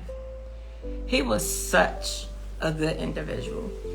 No matter what these people say about us, our family is unbreakable. And if you don't know that by now, you should know that. Your little words of talking about our family don't hurt us. That actually inspire us to go a little bit harder on you. You can't hurt us. You can't break us. We still standing. So you can say he didn't like his family. Okay, that's what you think. I don't have a point to prove. I don't have to prove who my son was to me. He don't got to prove who his son was to him. His brothers don't got to prove who he was to them. That's your misconception. And that's because you came from a broken family and you don't know what a family is. So therefore, we expect someone to say that because of how you feel. So us telling this story has opened up so much light on the case again. So thank you. Continue sharing it. Continue calling. Continue celebrating Tyree's life. Continue. If you don't think it's making a difference, it's making a huge difference. And that's nobody but him above. Nobody. That is Tyree above causing the havoc that he has always caused. Because he's saying, I'm not going to let you. One thing about him, he ain't play about me. Y'all can say what y'all want to say. He will go to the war about his mother. And when when that person sent me that message on March 25th, I didn't share it with nobody. Did I share it with you? Mm-hmm. I didn't share it with my daughter. I didn't share it with my sons because I already know who they are and what they about. If they would have saw the level of disrespect that was given to me on the message, they saw it when it was posted online. Their raw emotions came when same time you saw it. I'm not messy like that. She sent that message. I said, oh, this what we doing? Okay. Because this big back, whatever she called me, I got you, boo. And by me having you, before I went to custody for his son, I told Miles, I said, I don't want to take Cody from his only surviving parent. I had all the evidence in the world to take Cody. If I could do things again, would I? Probably so. But guess what? Them tables gonna turn. And what seems like something today is not gonna stay that way forever. I was given anonymously, over 3,000 hours of recording after Tyree's death that will write her own fate. And it don't got nothing to do with Tyree. It's her lifestyle that she chose to live. You heard some of the recording, so I have no reason. I'm not making it up. I wouldn't have had a recording of her and her new boyfriend if that wasn't given to me. I wouldn't have a recording of her telling Cody, fuck ZZ. And you know, I had to look at this girl every time she brought Cody to me, knowing she teaching my grandson to say that about me. But God had a better plan, and he got a better plan for me. Fuck ZZ inspires me because it shows me how much I really mean to you. That you would teach your 2-year-old son, to be disrespectful to his blood. How would I get that? I wasn't with you. I wasn't in the car with y'all. And you know what you said in those cars. You know what you said in those homes. So you know what I got. And we're going to leave that there, and we're going to let that case take its own way for you and whoever else that's involved. Sometimes timing is everything. People write their own fate. What you thought you got away with today, you'll pay for it in another way, and it may not even be Tyree's murder.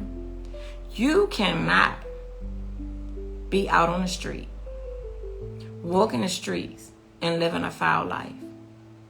I don't care what you say about me. I don't care what you do. I don't care.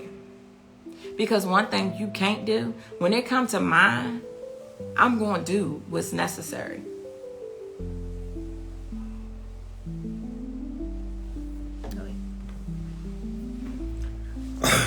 Like she said, I'm Tyree's dad. I've been intaking a lot of this stuff. A lot of this stuff I've been preparing, looking over, watching things before they view, looking at a lot of scenarios. A lot of people here know me and know how I am. I'm a real laid-back type of parent, definitely.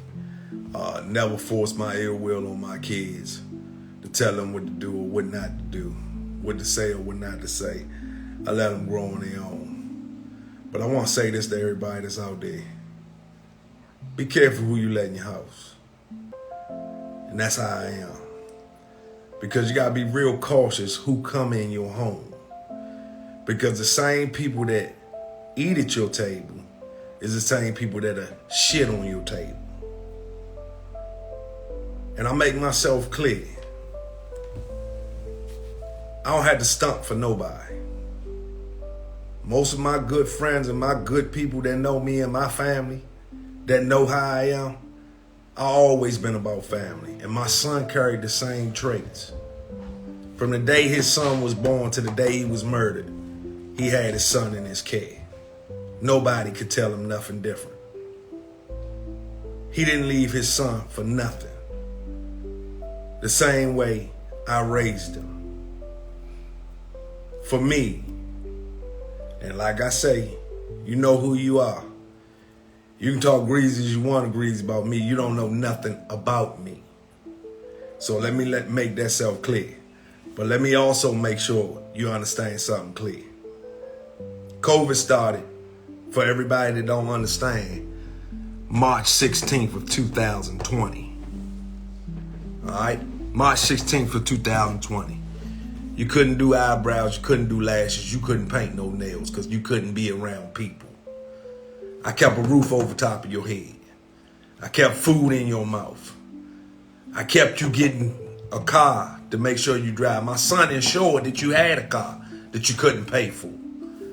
Anybody that had that type of mentality or mindset to take care and provide for you, then so-called we have my grandson, which is my grandson. At the end of the day, he ain't want for nothing. You took him to deprive from him, and I still see where I could put some decent things in his lifestyle. Send him to school and pay for it, where he was learning his A's, B's, and C's. No public assistance here. He had it. You took from him because you figured that's a way to get back. But what you got back at is depriving your own child not to have a better life than you did. I make myself clear. You deprived him to have a better life than you did, and that's your own child. At the end of the day, what you did, that's between, like my wife said, you and God. But I want to put this out there because it's somebody that need to hear this. I said it before. Be careful who you let in your house. Because you can love people more than people love you. It's going on every day in, day out. People got alternative motives. And the only motive I can read in this whole story is you let somebody get up on somebody. And everybody, definitely young people, it was almost like the play. And y'all ran the play. But I want to clear another part of that statement up. Tyree ain't kicked no door in. Tyree ain't pried no door. He ain't come through the back door. He hit the code. We all got codes on doors. He hit the code on the door.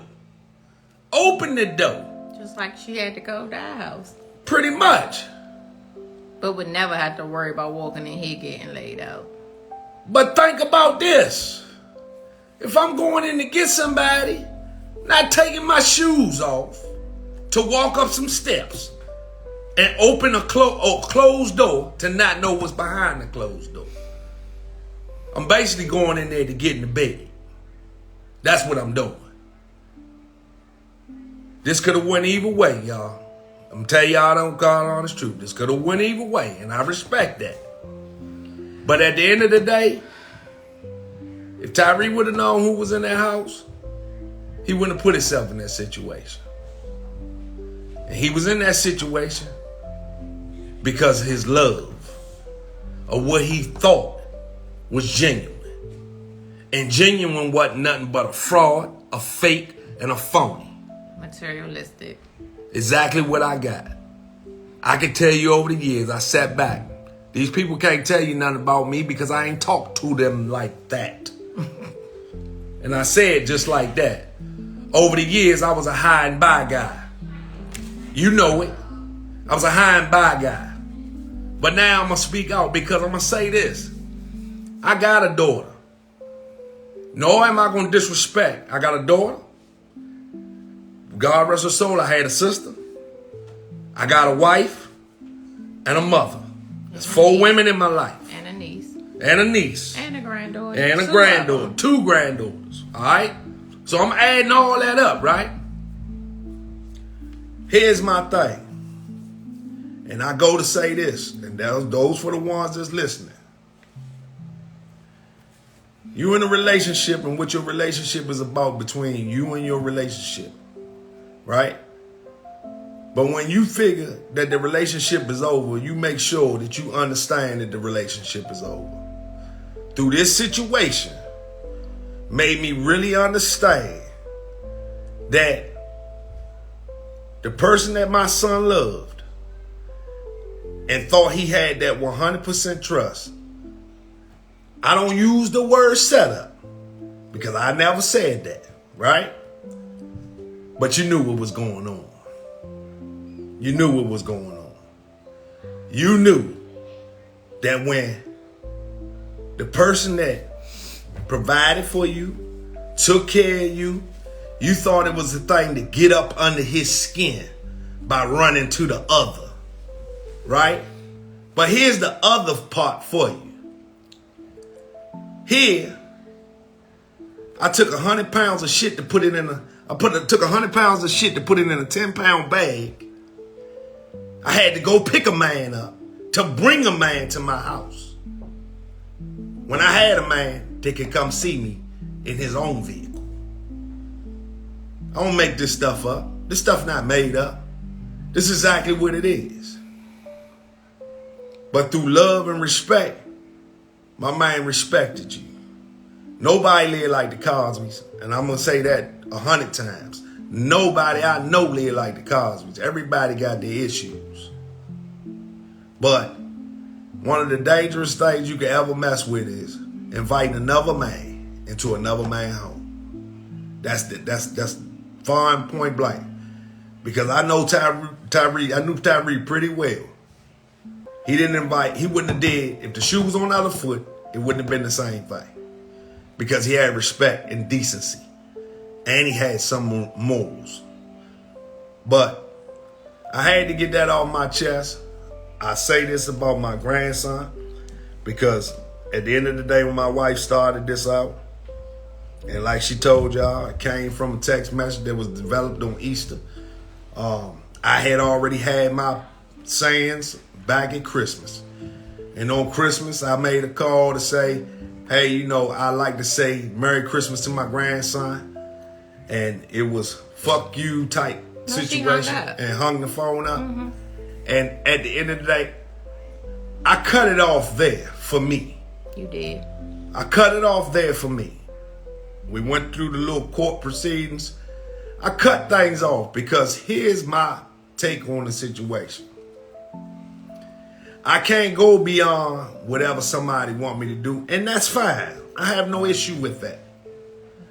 But what I can say, and I've had a few friends that been in that situation coming up, and I remember my past, what I can say is I feel sorry because my grandson has got the same blood, and this blood, that same blood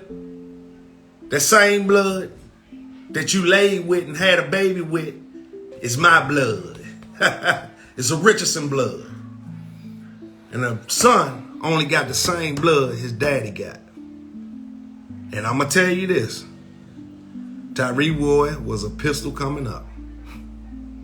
And you going to have hell on your hands to deal with that young man by yourself. Mark my words.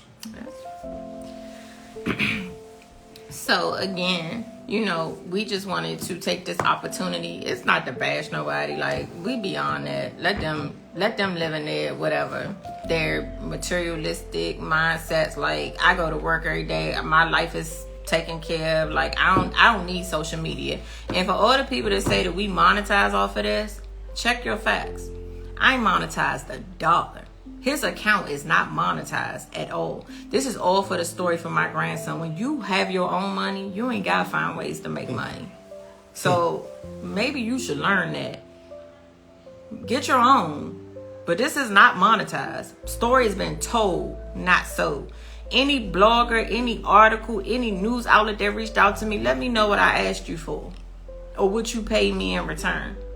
Outside of the story. Show them receipts, because you ain't got them. It's not for money. I don't do things for money. My son's life wasn't about money. I'll give up everything I got to see my child again. Everything.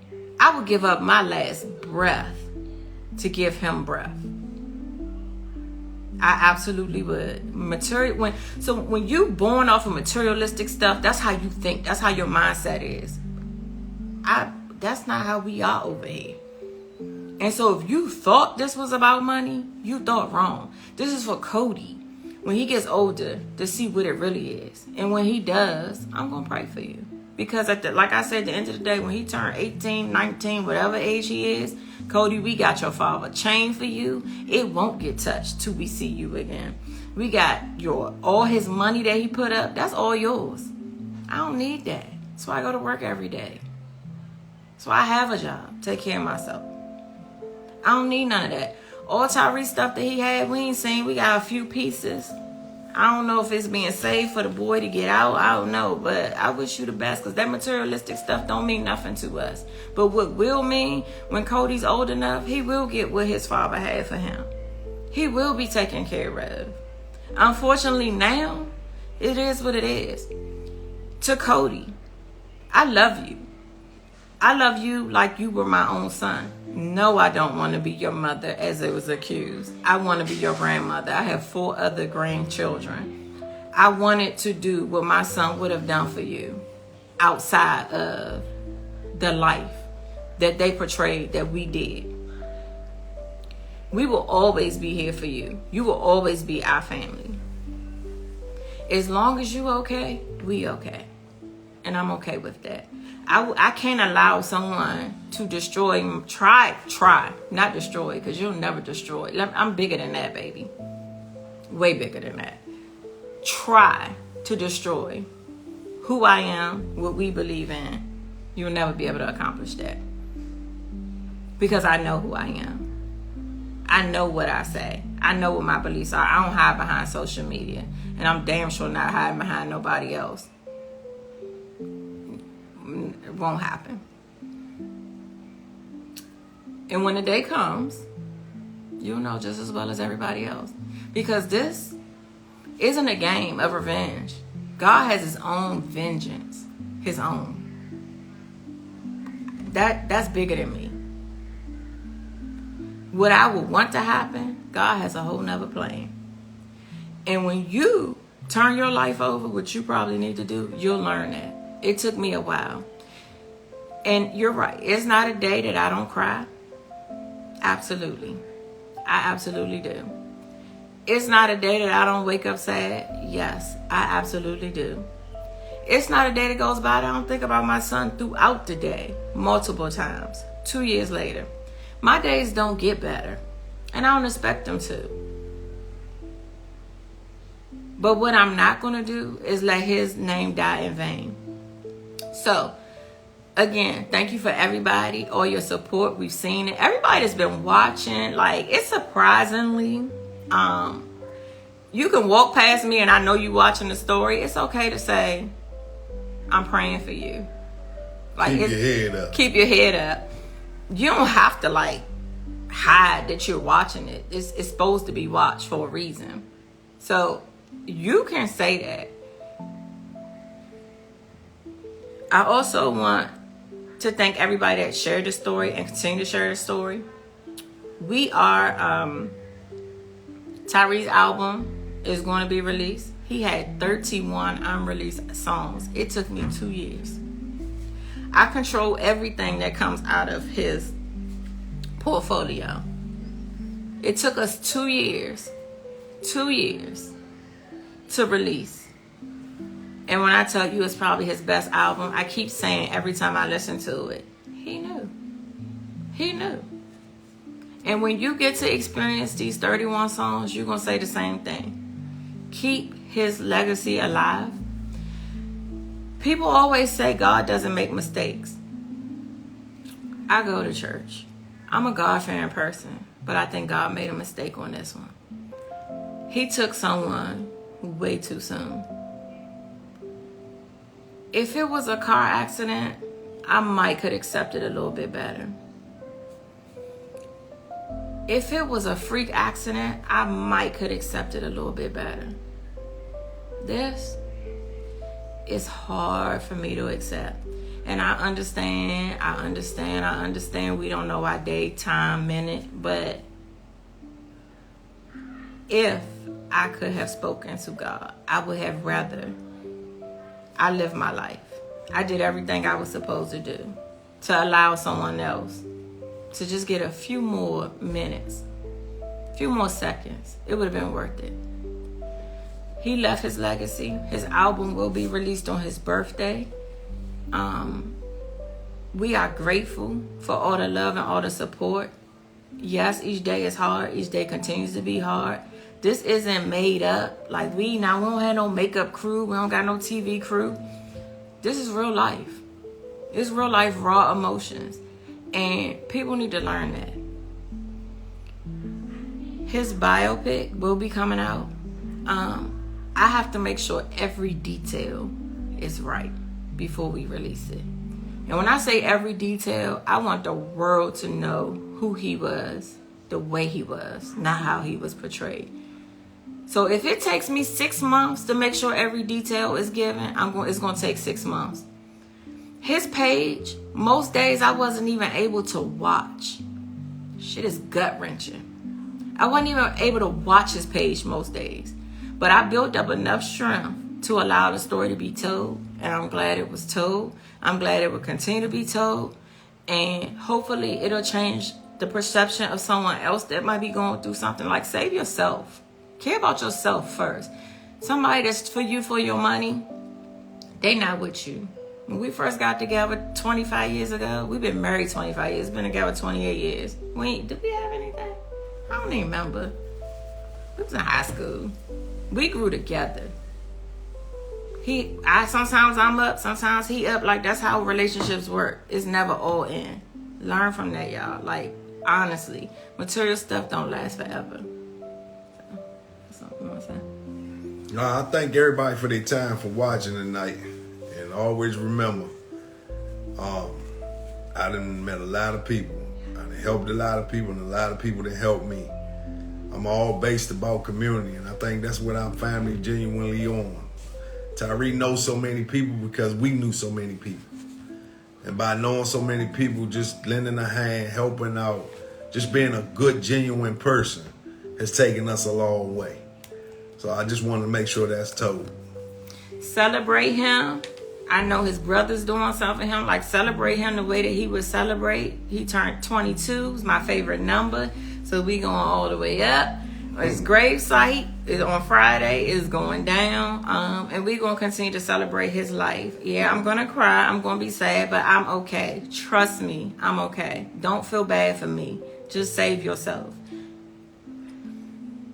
Continue to pray for his sisters. Continue to pray for his, our kids haven't been right. I'm not right, but I'm strong. Pray for them. Like, they are going through it. To lose a sibling is probably just as hard as losing a child. So we just want to make sure that, cherish your loved ones while they're here. If y'all arguing, like, go give them a hug. Like, it's not worth it. And I know there's tons of people out there that have lost their kids like we have, and can relate to our pain. But I only want 2 people in this world to experience this type of hurt. And I already told y'all who that is. Everybody else, cherish your family. Because you won't know what it's like. We love everybody. The main thing, don't let nobody in your home. Yes, please. Take anything that we could have shared. Again, this wasn't to bash anybody. We're not them type of people, whether they want us to be or not. In the end, God has a say. So I don't have to get on here and say what y'all already know. God will deal with that. Continue to keep us in prayer. Continue to keep Cody in prayer. My God, Cody needs it. Please, y'all. Keep him in prayer. Keep him lifted. I know his dad is watching over him, but keep that baby boy lifted. He will need it. I'm not gonna say he's gonna have a hard road, because I know his dad is gonna have his best interest in hand. But keep him lifted. Just keep us all. Thank you for taking the time to sit with us. Thank you for the time for hearing us out. Again, 426, his album's dropping. It's not monetized. His proceeds go straight to his son's estate, which we already have set up. This baby boy is already set. So anybody thinks this is monetary, go find your life somewhere, because we ain't got time for that.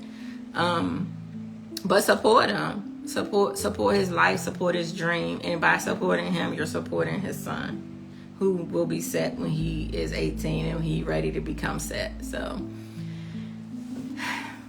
keep us in prayer. Keep calling the state's attorney. They said y'all flooding it. Listen, you opened up way more doors than we ever would have expected. So one thing you should never do is lie under oath or change your story.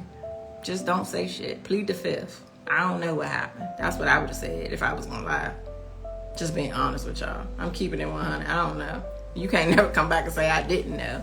But again, when people feel like they gotta tell their truth, they actually tell the truth, and thank God for that. God is exposing things in so many ways. So, we love you all. Tyree loved you all. The love and support has been overwhelming.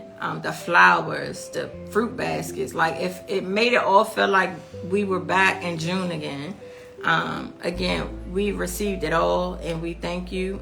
We weren't telling this story for any of that. We was only telling this story to get his story out. So keep him in prayer. We're going to continue to celebrate him on his page. Again, it's me now celebrating him.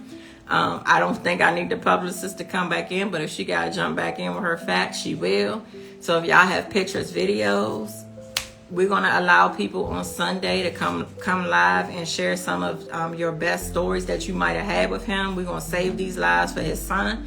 So when you see us go live Sunday, that's your opportunity to want to join, to share maybe a fun time, a fun opportunity. I know we all have so many stories. Tyree was our wild child. I got so many stories. He was definitely the youngest in charge. He gave me the more gray hairs, but that was still my baby. And so, you know, just on Sunday, if you want to share some words of encouragement for him, his son, his memory, it probably will be a part of his biopic. Just ask to join in, and that will be your opportunity. Enjoy your Friday nights. Again, keep us in prayer. I'm going to be okay. Yes, I'm going to cry. I'm going to have my days, but guess what? God got me, and that's all I need. As long as I got him, I know I'm going to survive each and every day. And don't forget, the story's being told, not sold. I don't need views. I don't need a YouTube channel. His YouTube channel is for his music. I don't need none of that. We just want to tell a story. And so now it's been told. Enjoy y'all evening. Bye. Ty was the only 8th grader working out with 5 varsity. Oh yeah, we have a football day 2 coming up. His football day is coming up. We're going to share his pictures. We're going to share some more memories. We have a whole plethora of memories of Tyree and his child. It's so much to share. It's so much to share. So she's doing the best. But just make sure that, you know, keep him like keep his memory alive. This is one of his first songs. I'm gonna take y'all out with that. Wells Fargo has enabled small businesses my YouTube, to I don't create have a paid or preserve subscription, so more y'all than gotta wait for that. 222,000 jobs, with roughly $420 million donated to support diverse small business owners. Wells Fargo, the bank of doing. Pay that shit on TNT. This ain't a regular show. FSO. This ain't a regular show. I'm mixing it over. Pulled up in the road. She drippin', she soaking. Find a hit and we flowin'. Smoke OG's potent. I'm mixing it over. Pour deuce on my soda. Pulled up in the Rover. This ain't a regular soda. I'm mixing it over. Pulled up in the road. She drippin', she soaking. Find a hit and we flowin'. Smoke OG is potent. Smoke OG is potent. This ain't a regular cookie. Surrounded by bitches and tussies. Used to hate, now they try book me. I'm a vet, you a rookie. Smoke a OG with the cookie. That's a dog. I swear I can't break her heart. I swear I can't break her heart. I swear I can't break her heart. I swear my little mama, she perfect. Go through anything with her, she worth it. When I get rich, I'ma buy her some purses. When I get rich, I'ma buy her some purses. It's FSO. This ain't a regular show. I'm mixing it over. Pulled up in the Rover. She drippin', she soaking. Find a hit and we flowin'. Smoke OG's potent. I'm mixing it over. Pour deuce on my soda. Pulled up in the Rover. This ain't a regular soda. I'm mixing it over. Pulled up in the Rover. She drippin', she soaking. Find a hit and we flowin'. Smoke OG's potent. Smoke OG's potent. I'm sippin' the lane. These drippin's too clean. Made it hit ball, man James. Fuck the rest, red bottles, my thing. Off the clock, I'ma give it all I got. I'ma take it to the top, I'ma take it to the top. I'ma give it all I got. We running up, we off the last curse. Girl, we off the line. We pull up cars right off the line. We run it up, we gonna ball. If it's some more, we need it all. FSO, we gonna ball. This ain't a regular soul. I'm mixing it over. Pulled up in the road. She drippin', she sober. Find a hit and we flowin'. Smoke OG's power. I'm mixing it over. Pour deuce on my soda. Poured up in the Rover. This ain't a regular soda. I'm mixing it over. Poured up in the Rover. She drippin', she sober. Find a hit and we flowin'. Smoke OG's power. Smoke OG's power.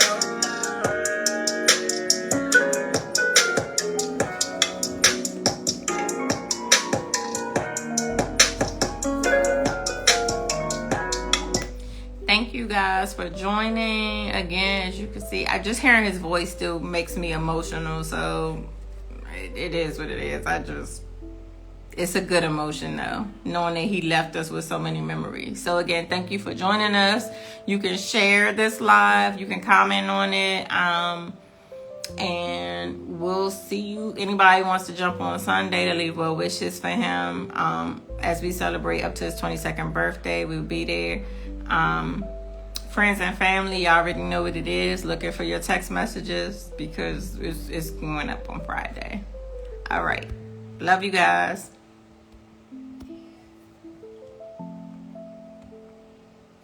Tyree Tashawn Richardson's life was cut short in violence, a future stolen, a voice silenced. But even in death, his story did not end there. Through music, through the love of his family, through every post that bears his name, Tyree's light still pushes back against the darkness that took him. His parents have carried his truth into the world, refusing to let his memory be reduced to headlines or court transcripts. They've turned their grief into strength, a promise that his name, his dreams, his fight for better will live on. FSO Gunk was more than a stage name. It was Tyree's vision, his voice, his legacy. And now, it belongs to all who loved him, a reminder of what was lost and of the life that still inspires. Tyree's story is not just about tragedy. It's about love, resilience, and the power of a family who refuses to let him be forgotten. Because as long as his music plays, as long as his story is told, Tyree Richardson still lives. That's a wrap on today's case. But the story doesn't stop here. There are countless voices still unheard, stories still in the shadows, and truths still waiting to be uncovered. Here at True Crime Diaries, we're dedicated to digging deep, exposing the facts, honoring the victims, and keeping their memories alive. Hit subscribe, like this video, turn on notifications so you're always first to know when a new case drops. Thank you for watching. See you on the next one. Niggas going talking to the fans cause they slipped up. That's the quickest way for a nigga get zipped up. 2-3 gon' walk out with that Drake gon' make them feel up. Still back in that shit with the 30, gave me a level. Damn. Working with niggas, I'm trying really go back up. Fat off the niggas, take body packs with the scissors. When they took my booty, I had to cry me a river. Oh, what you throw in the river? Do that gun in the river. I think everything ain't good, shot him with glitter. Took my niggas out there, these sticks, pay for the dinner. Tell that bitch suckin' my dick, I ain't no kisser, bitch. Drop a bag, it gets sent up in my head. And sip too much codeine, I need a liver. When I get older, a young nigga got more slick. Staying on the tip of my toes, I can't slip. Oh, tip, man. Scoot over, pull up, what you want to whisper. Got it all in my umbrella. It get cold on these niggas, make them shiver. Been through a whole lot of shit, I got time myself. Too much Casamigos, got a whole lot of liquor. That's for the freak hoes.